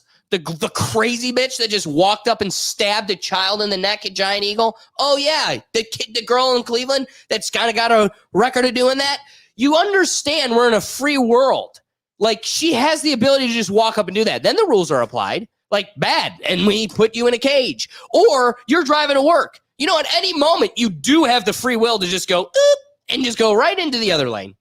You can. You don't. So they're not in jail. You don't get to infringe on liberty for the sake of preventing the breakage of a rule that hasn't been broken yet. You need to give them the liberty to break a rule, then enforce it. Give them detention. You can't chew gum. You don't chew gum. If you chew gum, you get a detention. You must go to class. If you skip class, you get a detention. I mean, come on. There's 15-year-olds smoking cigarettes behind their school. They get caught. They don't get their fingers cut off. They don't get their lungs punctured so they can't smoke a cigarette ever again. The reality is kids break rules. They're at a period in their life where they're trying to test the limits. They're testing authority. That is the instinct and nature of dealing with the age group and element that you are. And then you're going to sit there and preemptively enforce a law on free will liberty children. I don't agree with that. I think the kids that are breaking rules, we're starting to understand now too, is that if you have nothing to lose and you're not losing anything, you can just continue to break the rules. And if if detention doesn't work, well, I'll just skip detention. What are you going to do? You can't kick me out. And by law, I have to be here. So you have to accept me in here. There is a certain point where you can get expulsion, but that's just because you have your phone in class doesn't mean you're going to get expelled all the time. So Right. Hold on. The kid that takes a chair and smashes someone in the cafeteria does not get expelled. Okay. We're taking that on balance with surfing Instagram. Blah, blah, blah, blah. So, Silent, I love you, big dog, but I'm also not going to sit here and pretend that that's truly disrupting. If I'm sitting here bored as hell because my brain is superior to the room's and I'm bored, I did the homework. Unlike the dunces that showed up today and are just kind of winging it, I read the book. So she's kind of just doing the repeat. If I'm bored, and that comes back to the great equalizer that is competition. Like, if I still don't pay attention and pass the tests, that's a Silent problem. That's not a me problem. And so all I'm saying is what you're trying to truly stop. Okay. When the cell phone is pulled out of the pocket and thrown at the back of your head, whoa. Until then, we need to agree that the surfing of Instagram or even a group chat amongst several of the students in the classroom is truly not disrupting your ability to be productive in that room. And so I stand by the fact that you are not in jail. You have the free will to break a rule, like show up to school early and sneak behind the school and smoke a cigarette. You have the ability to not show up to class and skip 5th period. Oh my gosh, can you believe there were kids in this world that would skip class, go buy a pizza, and come back to English class? Oh my God, put them in jail. What are you going to do, pop my tires? Yeah, no pizzas and lunch. I'm just saying, you can't preemptively take away my liberty. Well, you're having a phone's not a right. That's not in the Constitution. It's not in the Bills of Rights. Boo point. But it is my property. Phone I'm on you. entitled to my property. You have it in the bag. In the Constitution, David, in the Constitution, I'm entitled to my property, and my cell phone is my property. It's not illegal property, right? If I can have a comb, okay, there's never been a fight in the 60s. I can have my comb. So guess what? I can have my cell phone. But you didn't buy the cell phone. Most like 9 times out of 10, you're not. It's a parent's phone. Boo point. You Boo didn't point. Legally, that's where it's gonna go. Possession. No, not in L's this in the case. chat. You're not. L's in the chat. You're not paying for the monthly bill. There's all sorts of records and documentations that your name. I'm is sorry. on. Kels, you're lying. You're Let lying me- yourself, Kels. Let me just make a point. I think a phone sound going off every few seconds is disruptive, Alex. I'm gonna have to disagree with you. That is phone very going disruptive. off, sure. That is very disruptive. Hold on. Anybody seen Dumb and Dumber? You ever hear the most annoying sound in the world? Guess what? That's just as disruptive, Silent. You can't cut my tongue out. It comes back to, okay, I would have girls that would show up in 11th grade late to class every day with their Starbucks cup. Facts. And that's why they have detention. Starbucks. What are you going to do? What are you going to do? It's the Which nature of is- the beast. I forgot to put my phone on silent. Which You know is what I easier would though? love? Which is I would love to accidentally not put my phone on silent, so it's nice and loud, and it's in the lockbox, and the teacher's just scrambling, like, well, run to the office so we can shut it off. Like, this doesn't make any sense. Well, you still get to keep your phone on you. They're not taking your phone. Because I can imagine how this policy went. It's like, well, we got to put your phone in your locker. No. People steal out of my lockers. I don't want to have it. Got to have my phone on me. That did happen. Yeah, that did happen. It happens all. I mean, it happens all. God, did it leave your phone on a table and you're in a food court? Yeah, someone's probably gonna steal it. So I had this razor. Remember? Yeah, we talked about that. Had this razor in my track locker. It was stolen, and then the guy bought a whole bunch of Corno and put it on. Oh, right on your wow. Is that what you told your parents, huh? Oh no! Oh, dude, listen, it was gone. My dad was able to trace the credit card, and we found them. Oh man, that was a battle at the Gurgat household. It's like, no, Mom and Dad, I didn't buy this corn. It was someone else that bought it. I don't have the phone on me. Look at it. I'm into lesbians, and this guy's buying threesomes. I don't know. This isn't me. I could actually picture the room that conversation. Oh, I can Oh, too. yeah. Yeah. That was a battle. Trace the credit card. It wasn't me. It wasn't me. I don't even have it. I can't enjoy it. So I just need to attest to the fact razors and other devices can and will be stolen from lockers. Again, I was harmless with my cell phone in my pocket. First off, oh my gosh, talk about a loophole when it was my iPod. Ha! Kids don't have that shit no more. Oh, yeah. I got to look at this lady in study hall and be like, oh no, silly goose, it's an iPod. And she's like, oh, cellular. Well, okay, I don't get it. And you're like, yeah, no, you don't get it. And so, talk about living in the gray area. What a time. I feel so bad for these kids. And again, I wasn't disruptive. Silent. Sorry to break it to you. My phone didn't go off in class. Well, just because you're not disruptive doesn't mean like 5 other people aren't. And they're sharing each other memes. Everyone's giggling. Like, oh, what's going on? It can be you're putting every time the teacher starts just hey, put that phone away. Oh, I gotta get the phone out. I gotta let you. It starts becoming a culture of, well, I need a gotcha. And it just entices these kids. It's like when we have like when TikTok trend, you remember planking, which is fairly harmless compared to like the Tide Pods. You start getting to a point where whoa, planking balanced with Tide Pods. Generational divide. You start getting a trend, and well, I got to get my teacher on. I got or even the more harmful ones like the Kia Boys. That's all just internet clout. They're doing it for internet clout, and it's fun. And because there is truly no consequences because they are minors. They can just put them in jail for a couple of days, and that's it. They get out, they can do it again because they don't care about they don't. How about that? Cash me inside a school. How about that? All right. I will allow you to lock up all of the phones. All phones locked up.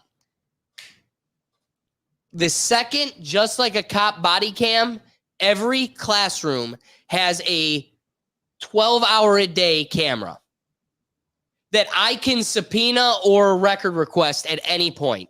My kid comes home and claims some fuckery. I get that recording. You can put my kid's cell phone in a vat of Jell-O. I don't care. Can't access it. If I can have a record of what transpired in that classroom, and I don't need my kid to rely on that tool for accountability, boom, you got it. Is that a fair compromise? Were we holding teachers accountable in like the 90s and 80s? Like, what was the what's the linchpin here? David, damn it! Did you not hear Cat Williams at the turn of the year? This is not 1995. This is the year of accountability. So, in the spirit of that, I just want to say, put cameras in the public school classrooms. Hey, do we want a surveillance state, though? By the way, I don't know if I'm for that. No, if the parents get if it's public policing and not the Orwellian teachers policing. Well, for every camera that's on a person of authority, it's also a camera on you. Probably really 2 cameras on you. Probably better. Do we? Is that really what we want? 10 minutes on disruptive children. Yeah. What is going to bring accountability to disruptive children? That's the problem. There really isn't. Because you're forced to be there by law. Ooh. There isn't someone's disruptive at the Ohio State University. We'll just kick them out. Yep, sorry, your tuition. Sorry, that's money. I get to keep that money. You're without it. But child at school, if someone truly wants to be disruptive and unruly, there's really nothing you can do about it. So you got to limit their ability to be disruptive and unruly. And if we get to a point where a camera's going to do that. A camera's going to do David, we've been hearing about class clowns since the dawn of time. Like they without cell phones before we was like, before phone got populated in school, there's class clowns. They gonna make jokes. They're gonna bang their books. They're gonna, they're gonna find a way to play Kobe. Do you think if they had a phone, it would probably be more effective in their class clownery? No, you really don't think so? No, dude. Do you know how effective they were with find just a way. what they could get their hands on? So you got to limit their tools. You can't take away a textbook. Dude, take away a pencil. The cell phone is. I'm sorry, that's been the crux of my argument to you and Silent. The cell phone is a non-tool. Do you know how disruptive I was able to be just with the girl's hair on my desk in front of me? Oh my God. I could keep myself entertained for 40 minutes. With a straw from lunch. We're talking. And you're balling up with little balls and spitting balls. I was about to say spitballs. Dude, you could take a little piece of your eraser and just, honestly, you've taken away an element of creativity for these kids. There was a whole aspect of creativity of how are you going to keep yourself bored or entertained in this aggressively boring prison cell? And none of it had a cell phone. I don't know, Ricky, I'm with you. I was a disturber. I was the menace in class. My parents didn't give me a cell phone. So I know there's tons of way we can be disruptive in class. I was the one that was disruptive. I was the one. So you can be even more I disruptive with understand. a cell phone. That doesn't take away the With the fact cell that Well, you phone, agree I with think this? I'll be more Isn't it calm right with because this? I'll be You can on my more cell disruptive phone. with the cell phone. I'll be more on the Oh, cell I can phone be doing what I'm just doing as and not paying attention to the teachers more than being disruptive in the class. I'll be doing my own thing. The teacher will be mad that I'm doing my own thing on the phone, but I won't be bothering the class. Only way I'm bothering the class is when the teacher says something to me. Brother, Then she's Ricky, stopping the we're whole talking class. about a world. I'm sitting here. I'm like, dude, you know what I can do with chalk dust? And you're just like, oh, wait, that doesn't exist anymore. Like, the classroom doesn't even have chalk. We're digital, baby. There's nothing there to disrupt. And you're sitting here saying, like, unless I'm just like cell phone, poof, I don't know what this really can do to you. If I'm in a chat, okay, you're either going to be broken by FOMO because you don't have friends that you're in a chat with, or you're such a social butterfly that you're like, damn it, my social existence and my giant wings soaring are going to cripple my ability to learn because all the hot babes in class are going to be chatting with me. Dude, it's either you're the hermit and it's going to have no impact, or you're just awesome. And that's just the element of living the life of Fonzie. Well, I think the other part of it too is we honestly want the children in schools to pay attention to math, science, history. Really, I understand like social shit. All right, whatever. Let's put that to aside for a second. We want every child in the United States to understand how the government works. All right. Do you agree? Very much so. Yes. So if they're on their phones dicking off and just texting all sorts of different people, making TikToks, just causing problems, are they really learning how the government works? I think we want everyone to understand how APR works, how interest rates work, how basic accounting math works. I think we can all agree we want our children and we want our children's friends to understand how that works, because that makes for a better environment. Okay, my counter to what you just said is, though, we didn't learn about those things necessarily in high school. In high school, I was learning about the Pythagorean theorem. You actually learn about government in high school. Don't even argue with me, because you did. It's legally required for every high school to learn government. It's in your senior year classroom. Now, whether the teacher is good at teaching you government, that's a different story. That's a different question. We're not arguing if your teacher's good. My government teacher That's all I know. us. My government teacher was the best. Yours probably the worst. I don't know. He's a representative, right, Doug? Yep. But Senator Brennan, right? Isn't he a senator? No, he's a representative. But the ability, No, like he's understanding House long representative. division does help you understand how to do accounting math and percentagerial math. Understanding some of that, whether it's in the context. Do you know how to of file your taxes? Yes, I do. No, I mean from school. From No. school? Not necessarily. Not necessarily. Not at all. And again, it goes Is that the only thing worth learning in school, though? How to file the taxes? Really? Okay. Not how to okay. use the English Let's get to the language? crux of the purpose. The mission statement is you want to learn how to learn, right? And so that way, it doesn't matter what the concept is that you're learning, you have the ability to take it on. That's the purpose of school. So it truly doesn't matter the curriculum or what it is that you're learning. It's that you're learning how to think. And the truth is, the bar isn't very high. I don't know if you realize that, but like our scoring in education is pretty low. Like we're not brilliant.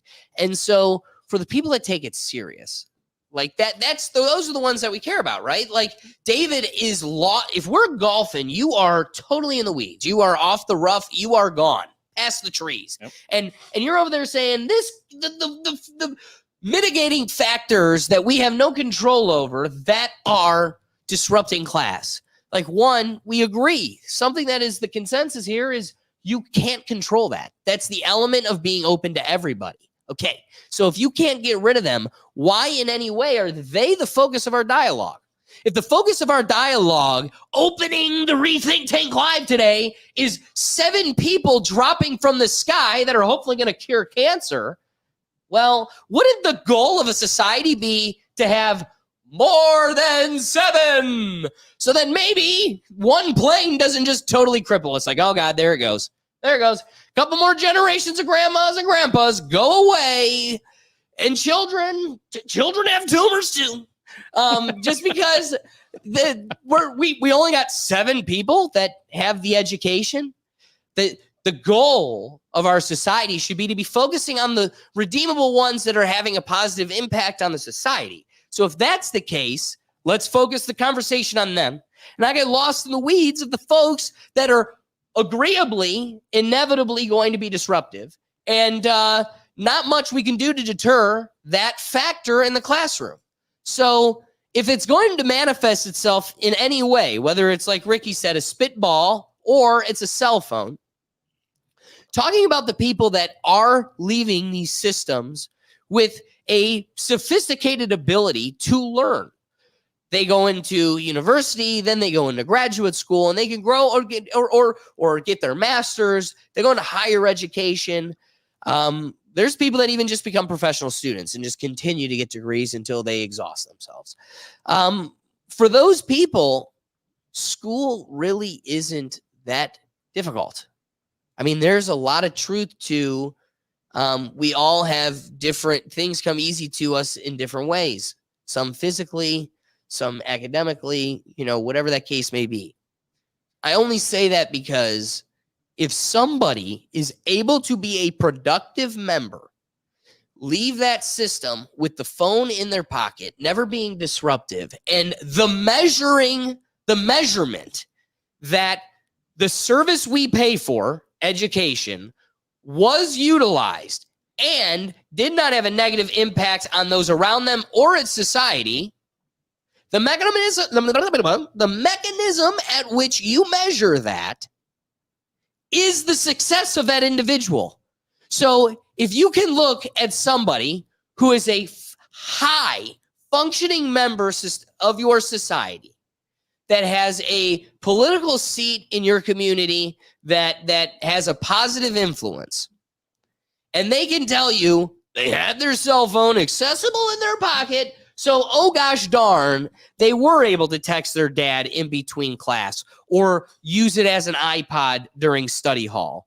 If there are case studies in which it is possible to use the tool that is the education service and come out high functioning and did not have a negative impact, then it tells you that this cannot be a one-size-fits-all universal rule across the board, and you need to police it, as most policies in school are, with if I can go and give the kid in my classroom a black eye, and the most is not jail, but like detention, in-school suspension, even at worst, out-of-school suspension, like you don't get to throw me in.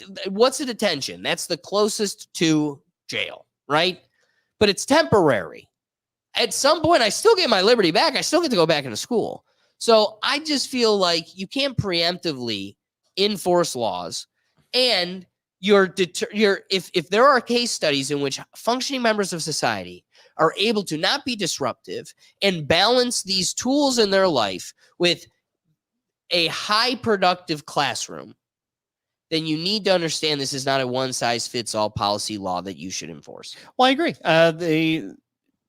This isn't a one-size-fits-all, but probably for every student that can keep their phone in their pockets and learn and do things functionally without issues, there's a student that also just can't help themselves. And hey, if we take away the phone, they're probably more likely to be a better member of society. And I'm willing, I'm not authoritarian, but I'm willing to sacrifice some kids' cell phone time between the time of, 8 a.m. to 2, 3 p.m.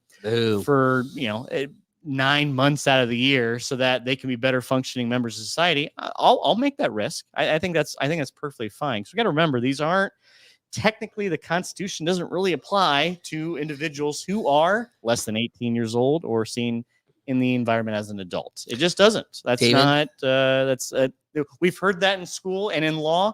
Also doesn't, like, the law just doesn't apply to minors the same way as it does regular individuals. They don't have the same rights. That's fine. You're One-way ticket to China is purchased and ready for you. Brian, do you have any wrapping thoughts for us?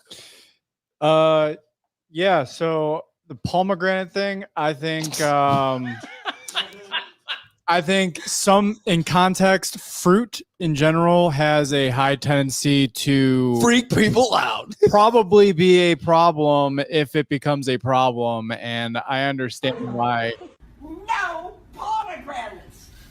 No, this happens.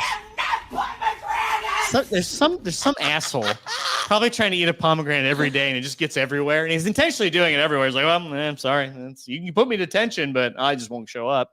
And then this snapped. Just snapped. Every one of us has had a teacher that snapped because some smart ass just kept just poking that button until he got too inflated and just snapped. Right. Yep. That's where I was going with it. She probably had a bad seed in there, and some kid was just spitting pomegranates all over her class, left all the cover and insides of the pomegranate all over the place, didn't have garbage can accessible, and became a problem. So, Brian, Yes, that being your point about pomegranates, my Yes. question for you is, do you then find it good or bad that students were able to have a cell phone to catch her snap about the pomegranate? Oh, I think students should have their phones at all times, unless if it becomes a problem. Vote for me for president. Great choice, Brian. That was great. I knew this would be an unpopular opinion that I had here. Yeah, well, I'm glad you know.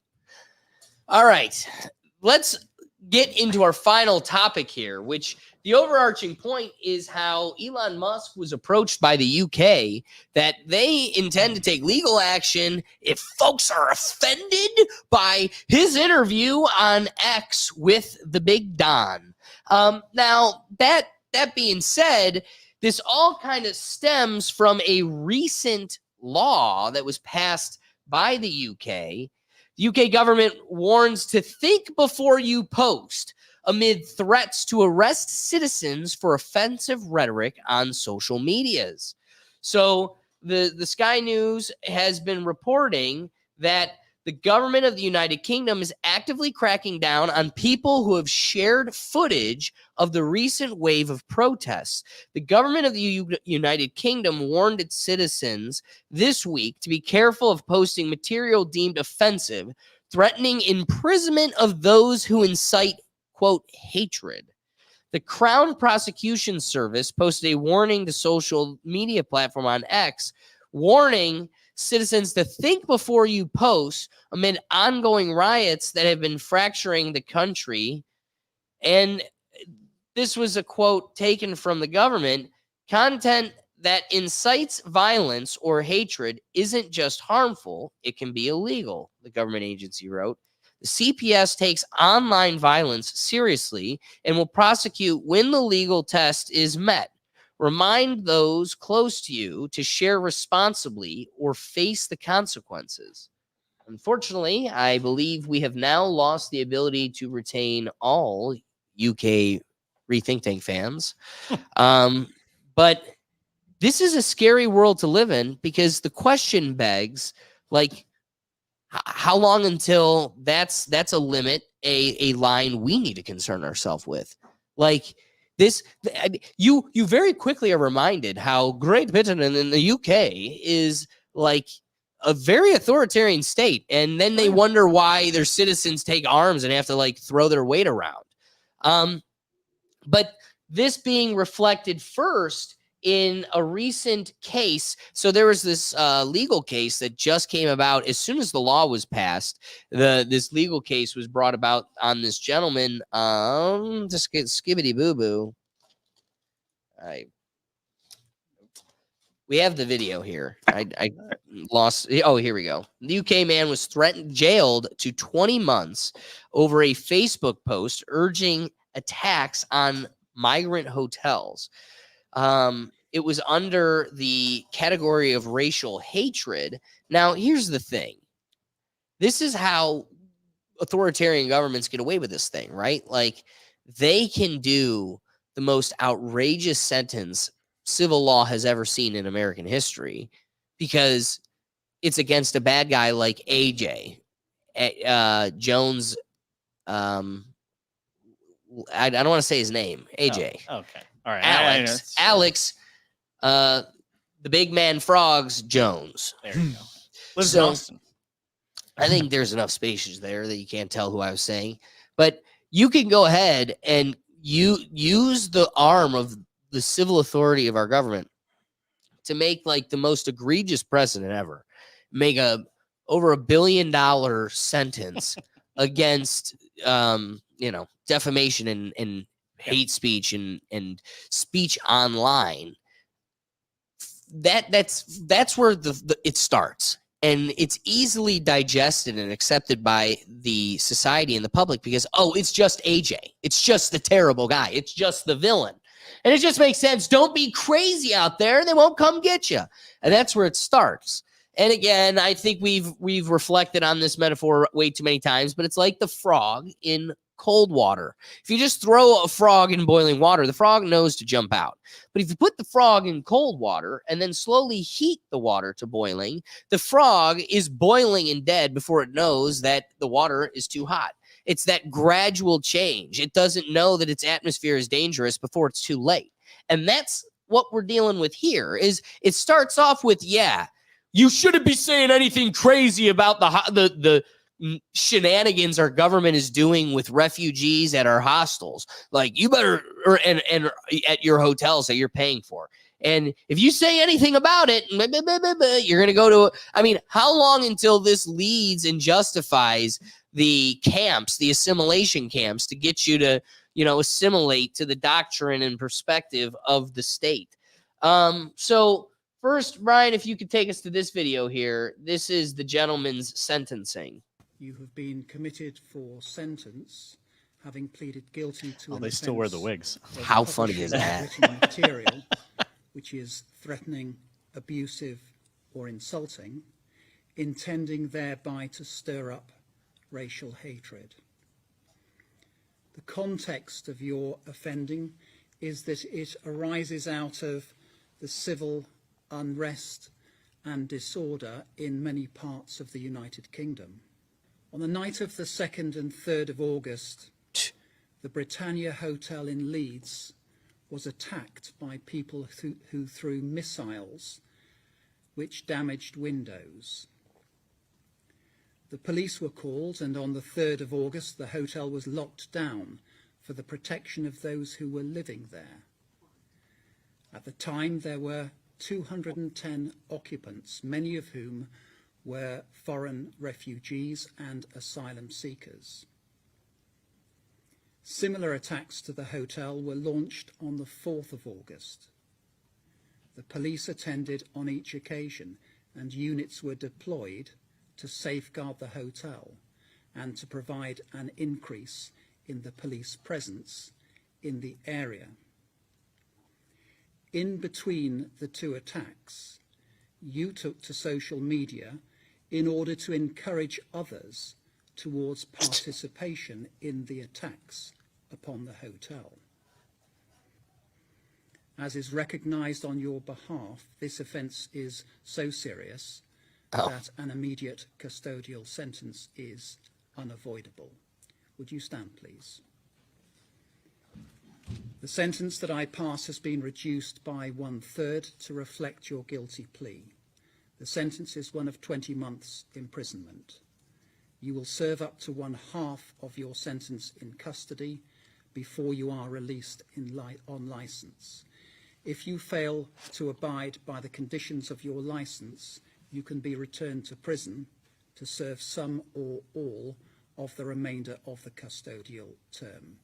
This Victim guy's surcharge crazy. will apply, and I will make a collection order. I just don't know how you take yourself serious with that wig. Yeah, that's This is wild. That's, I think, the craziest part of this whole thing. But like, this is setting a standard that you got to ask yourself, where does it end? Again, it starts with, you said some crazy stuff in between attacks. Okay. I think most people could go, you're not overstepping too much. But it's when you start looking at like the language of the laws, right? it then just starts saying content that incites violence or hatred isn't just harmful, it can be illegal. Okay, normally when it says inciting violence, there needs to be like a damage, something measurable, tangible, physical there. The part of this language that makes me worried is content that incites hatred. How do you measure an emotion within someone? And at what point is there enough hatred that exceeds the level to which legal intervention is appropriate? And that question comes into play when not far after the first egregious act, they start using it against political actors. I mean, think about this. The UK is a totally different government from the United States. I don't know if you realize that we blow off fireworks once a year to remind you of that fact. And yet we're going to allow the UK to sit here and intervene in our political democracy. We're going to sit here and say the people in red hats are stealing democracy. But then the UK can warn Elon Musk and say, hey, now you might be doing some tests on you might be testing your platform over there and doing an interview with a presidential candidate, to which will be a significant one in the next 3 months.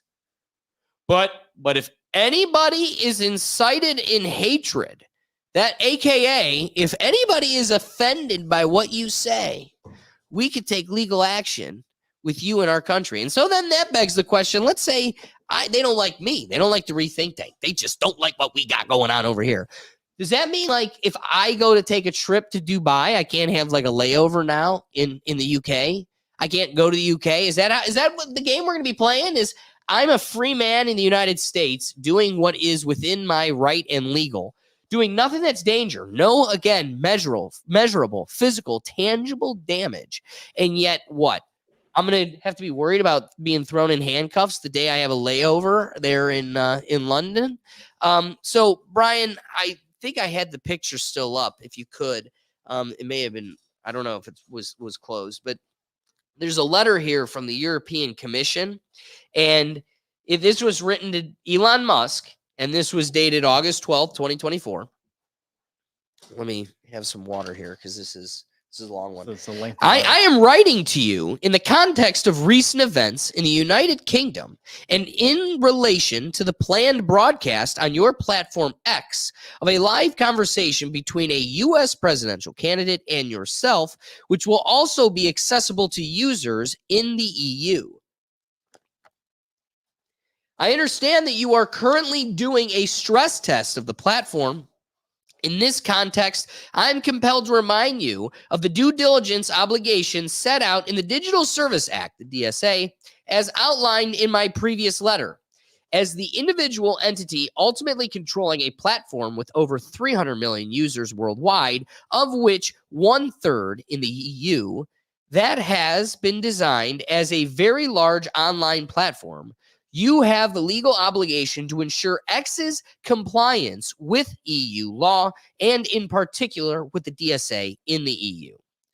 This notably means ensuring, on one hand, that freedom of expression and of information, including media freedom and pluralism, are effectively protected, and, on the other hand, that all proportionate and effective mitigation measures are put in place regarding the amplification of harmful content in connection with relevant events, including live streaming, which, if unaddressed, might increase the risk profile of X and generate detrimental effects on civic discourse and public security. This is important against the background of recent examples of public unrest brought about by the amplification of content that promotes hatred, disorder, incitement of violence, or certain instances of disinformation. It also implies, 1, informing EU judicial and administrative authorities without undue delay on measures taken to address their orders against content considered illegal according to national and/or EU law. 2, taking timely, diligent, non-arbitrary, and objective action upon receipt of notice by users considering certain content illegal. Thirdly, informing users concerning measures taken upon receipt of the relevant notice. Fourthly, publicly reporting about content moderation measures. In this report, I note that the DSA obligations apply without exception or discrimination to the moderation of the whole user community and content of X, including yourself as a user with over 190 million followers, which is accessible to EU users and should be fulfilled in line with the risk approach of the DSA, which requires greater due diligence in case of foreseeable increase of the risk of profile. As you know, formal proceedings are already ongoing against X under the DSA, notably in areas linked to the dissemination of illegal content and the effectiveness of measures taken to combat disinformation.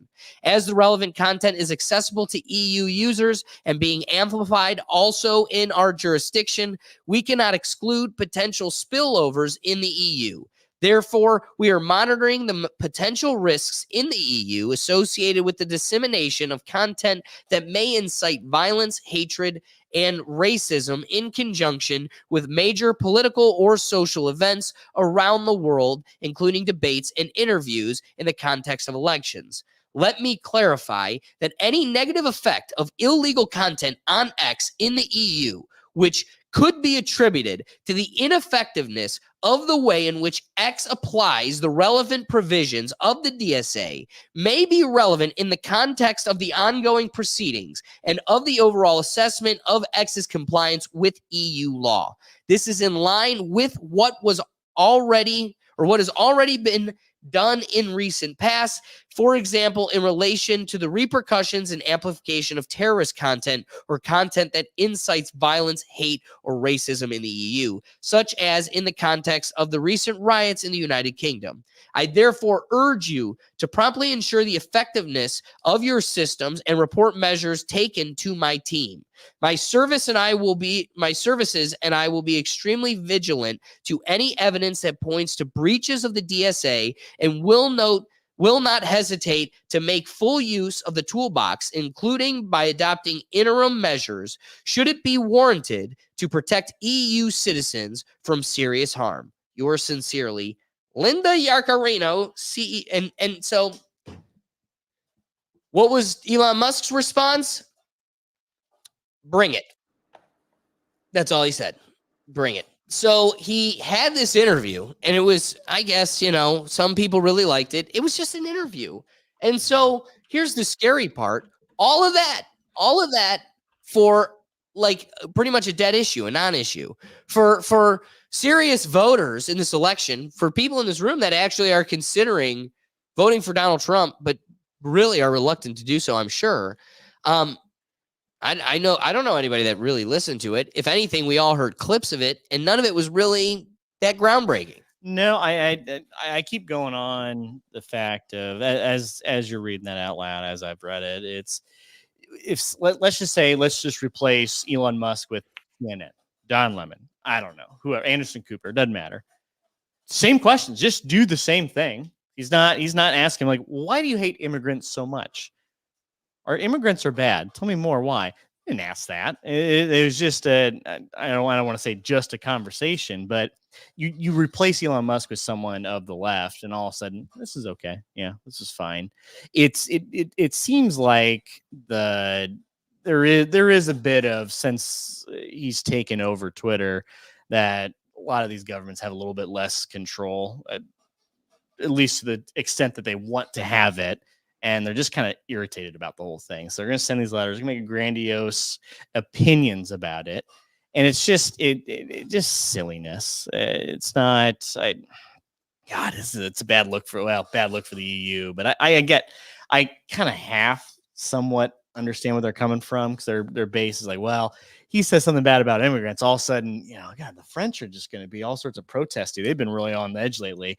And I don't know, are they trying to prevent that? Ultimately, what's the repercussions of this? Nothing. What's the worst EU's really going to do? They're going to shut down X. They're No, not. arresting people. Well, they're not specific. I get where you're coming from on that end, but not specifically here. They're not arresting Elon Musk. They're not arresting Donald Trump. Okay. For this specific interview. But again, do I agree? Is it more of a flashy article title more than it is a reality? I'm sure. Yeah. But the fact that they have the ability to and are willing to publicly draw the lines that which could arrest pivotal political world figures. You know, Elon Musk is bigger than just the United States. He's a worldwide figure. Donald Trump is an American icon for some, you know, a villain for others, but a definitely worldwide figure. He's a worldwide figure. Yeah. So when you have these people that could whether or not, I don't even want to go down the road of the debate of whether they actually are or not. The fact that the authoritarian arm or regime is willing to, or has the ability to, even if they didn't want to, throw these people in jail, arrest them, or create the threat to do so simply because they want to deter a behavior or stifle a political ideology or perspective. That's petrifying. And the language of the letter, I respect, you know, that's a dry, long letter.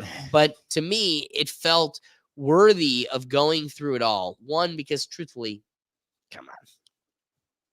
You really don't get that stuff anywhere. Like you and I both know, you are not really doing that anywhere else. So like you could take 3 minutes to like think about something complex for a minute. And I think there's a lot in that. It's pretty dense. But like there was a couple lines of like, man, I wish I could highlight that. But using one, you have to inform the judicial and administrative authorities without undue delay. Okay, you just arbitrarily made that. And what does that mean? I mean, and then one again, that comes with legal authority. Taking timely, diligent, non-arbitrary, and objective action upon receipt of notices by users considering certain content illegal. So again, if you guys recall, there was an episode just 1 or 2 episodes ago where we showed a tweet of Joe Rogan showing, I think, Denmark or another European nation that put him under threat for you must monitor and censor this information or else. And he goes, look at these people are threatening legal action too. And we're just going to fight it. We're not going to succumb. Like here's the reality. And I think it's this statement. I'm not the first to say it, but it's getting louder and louder progressively. I mean, Elon Musk has done the most and is currently doing the most to preserve the fight against freedom and free marketplace of ideas. Like freedom of speech has been preserved with this new Twitter. As much as it's kind of a debacle, it's kind of a less smooth ship than it was before. That comes with the clunkiness of free people. Like it feels more free than before.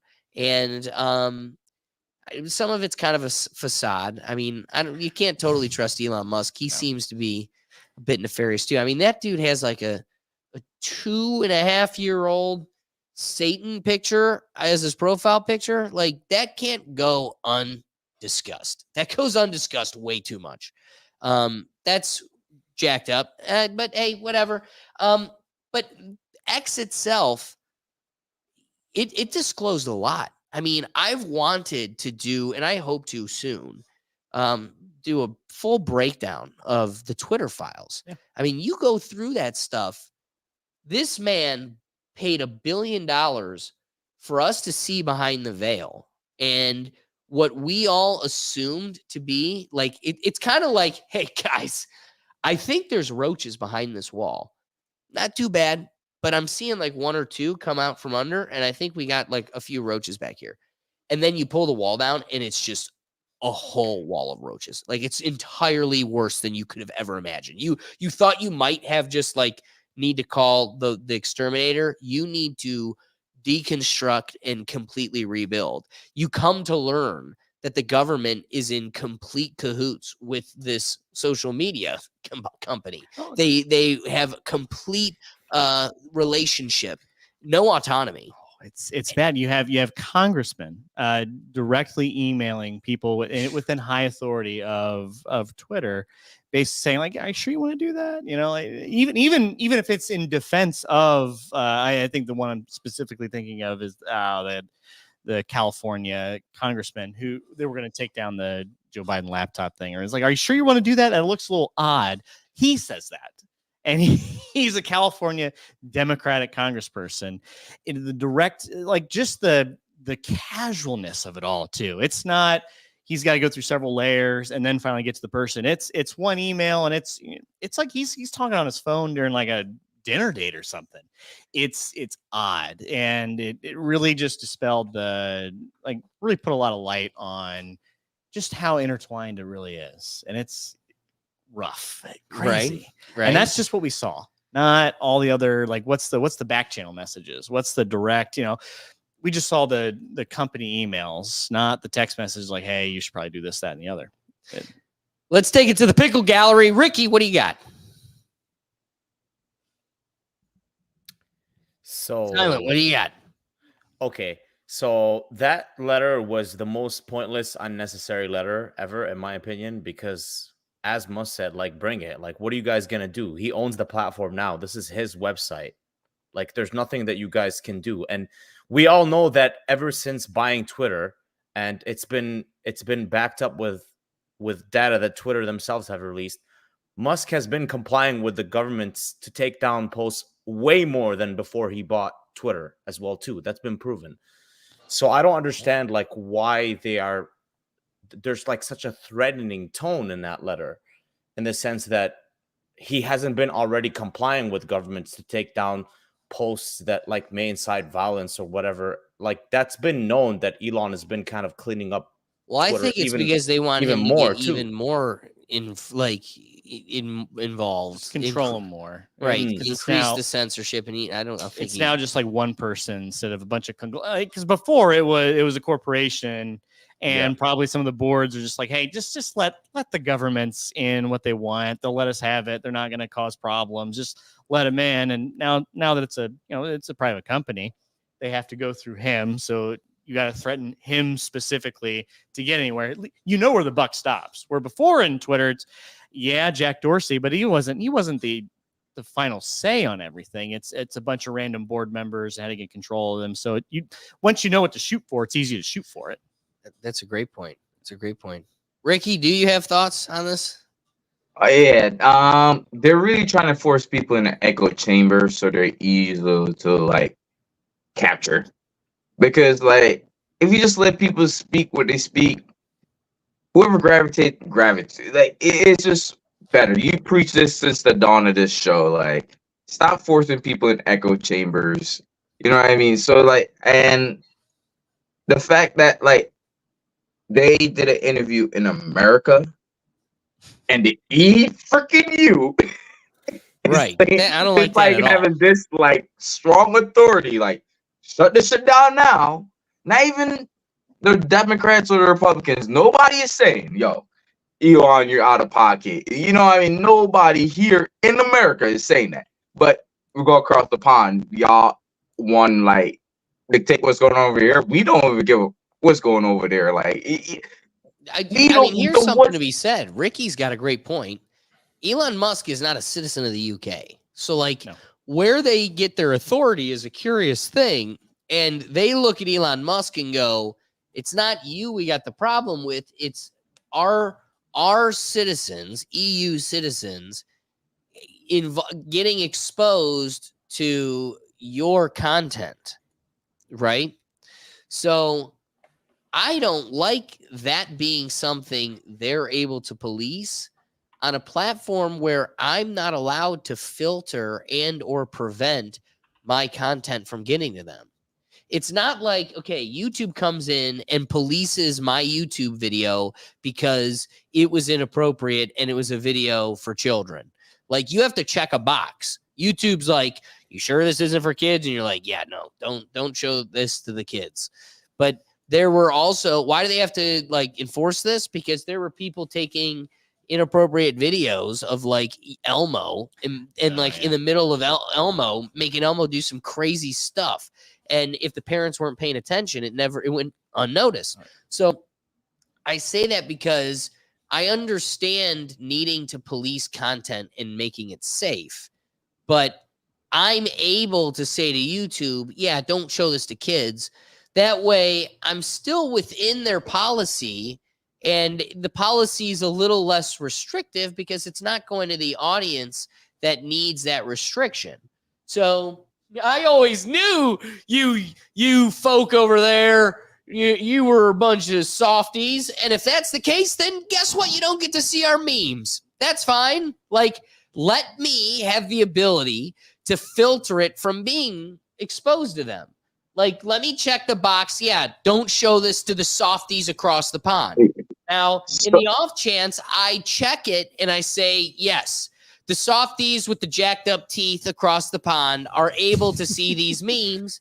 Well, then guess what? Like, okay, I roll the dice. And if it's a bad one, then maybe the UK can do something. But the fact that I don't have the ability to filter that tells me it's like, hey, man, this ain't my fault. This is called the World Wide Web. Stay off it. Or I dare you to go Kim Jong-un on them. Go full authoritarian.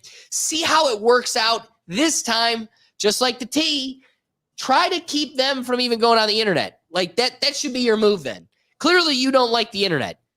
Reality of the internet is you can't really police the internet. Yeah.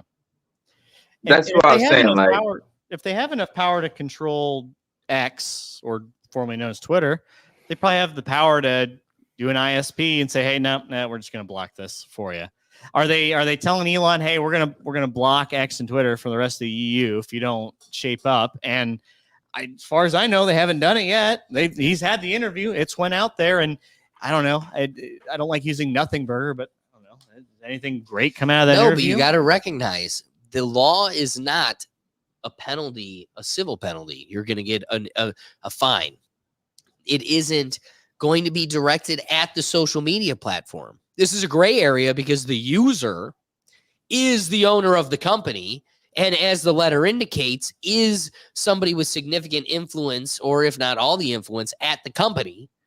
But that doesn't shy away from the fact that what the threat is him and or Donald Trump says something that incites hatred. People are offended. The legal parliament bill that I guess was passed, whatever you want to call it, I don't even know, whatever they're called. It went into legislation. I have it. It's an EU law or something, right? Yeah. The sentencing results in prison time. It is arrest. The gentleman that was first used with this law was sentenced to 20 months. That one doesn't, prick anybody. But we need to recognize this isn't going to result in an infraction against X or a limitation on X. These are all directed at users. And so the threat by the EU is arrest to Donald Trump or Elon Musk, depending on the content they share. Now, technically, I guess Donald Trump could say the crazy stuff, and as long as it's shared only on Elon Musk is the user at threat because they're saying the person that shares it. Like, and I could have gotten into it. It says here, regardless of intent. So they don't even want to get into the intent of the social media post. They are just going to it's the result, not the intent. Exactly. So arrest for people. So I guess you could apply this in so many other different ways, but I think it's probably only going to be enforced one way. So there's only one type of approved think. Regardless, if violence is on both sides, there's only, I like the way you're thinking about the violence because the other one's justified. It's, God, I hate it. Ricky, what were you getting into? So it's a two-part thing. I already know the UK was strict with speech. Like, they don't have no freedom of speech because if you're a rapper in the UK rapping about people, they take it off YouTube. they cut it. Like, it's a thing in the UK for like their drill rappers. I get that. But if Trump wins and say some wild shit, which is not out of pocket. Ain't out of pocket. Ain't out of pocket. Are they gonna set out a warrant for Trump, and when he goes to like the G5 summit or something, lock him That's up what I in mean. Europe? That's crazy. Like you can't stand on business on that. Like it doesn't even make sense. Like why y'all trying to pick this fight outside of y'all country when y'all should just focus on what's going on in y'all country with all the riots and shit? And when are you gonna learn that? Like, don't you recognize how people react to these things, man? Like, it doesn't go well. They make new countries. America is the media place. If they shut down Twitter, people are really gonna see like, oh, I don't have this on my phone where I could share my opinion anymore without bothering to fly. Just letting words fly. Now they're gonna really have a problem. No, I agree. I agree. All right. So, wrapping thoughts.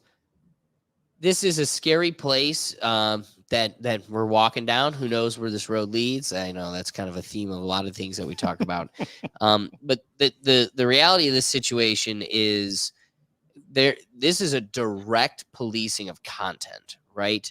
The United States and the way they approach their laws, at least as it stands when it comes to speech, is they kind of police, if anything, the result and or how the viewers like if you incited a riot or your speech resulted in violence or damage, physical harm, the state's going to intervene. And truthfully, that's called living in a society with people, most of them being crazy. I'd actually like you to intervene the second I'm in danger, or this is going to be a danger to people. That's kind of your purpose. But there's a limit to that. And the limit is we don't want the state having the authority, getting into the position or the place to police that content. Like police the result, police but we decide what's bad content. Guess what? There's just one or two words Ricky could yell out on this episode that I can't. And it's not that I'd go to jail. It's that we as a society police that ourselves.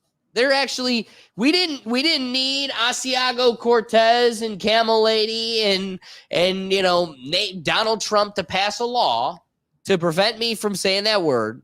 There's enough of a social deterrence for me to just avoid saying some things. And that's kind of where free societies come into play. I don't need you to tell me what's good speech. We'll decide that.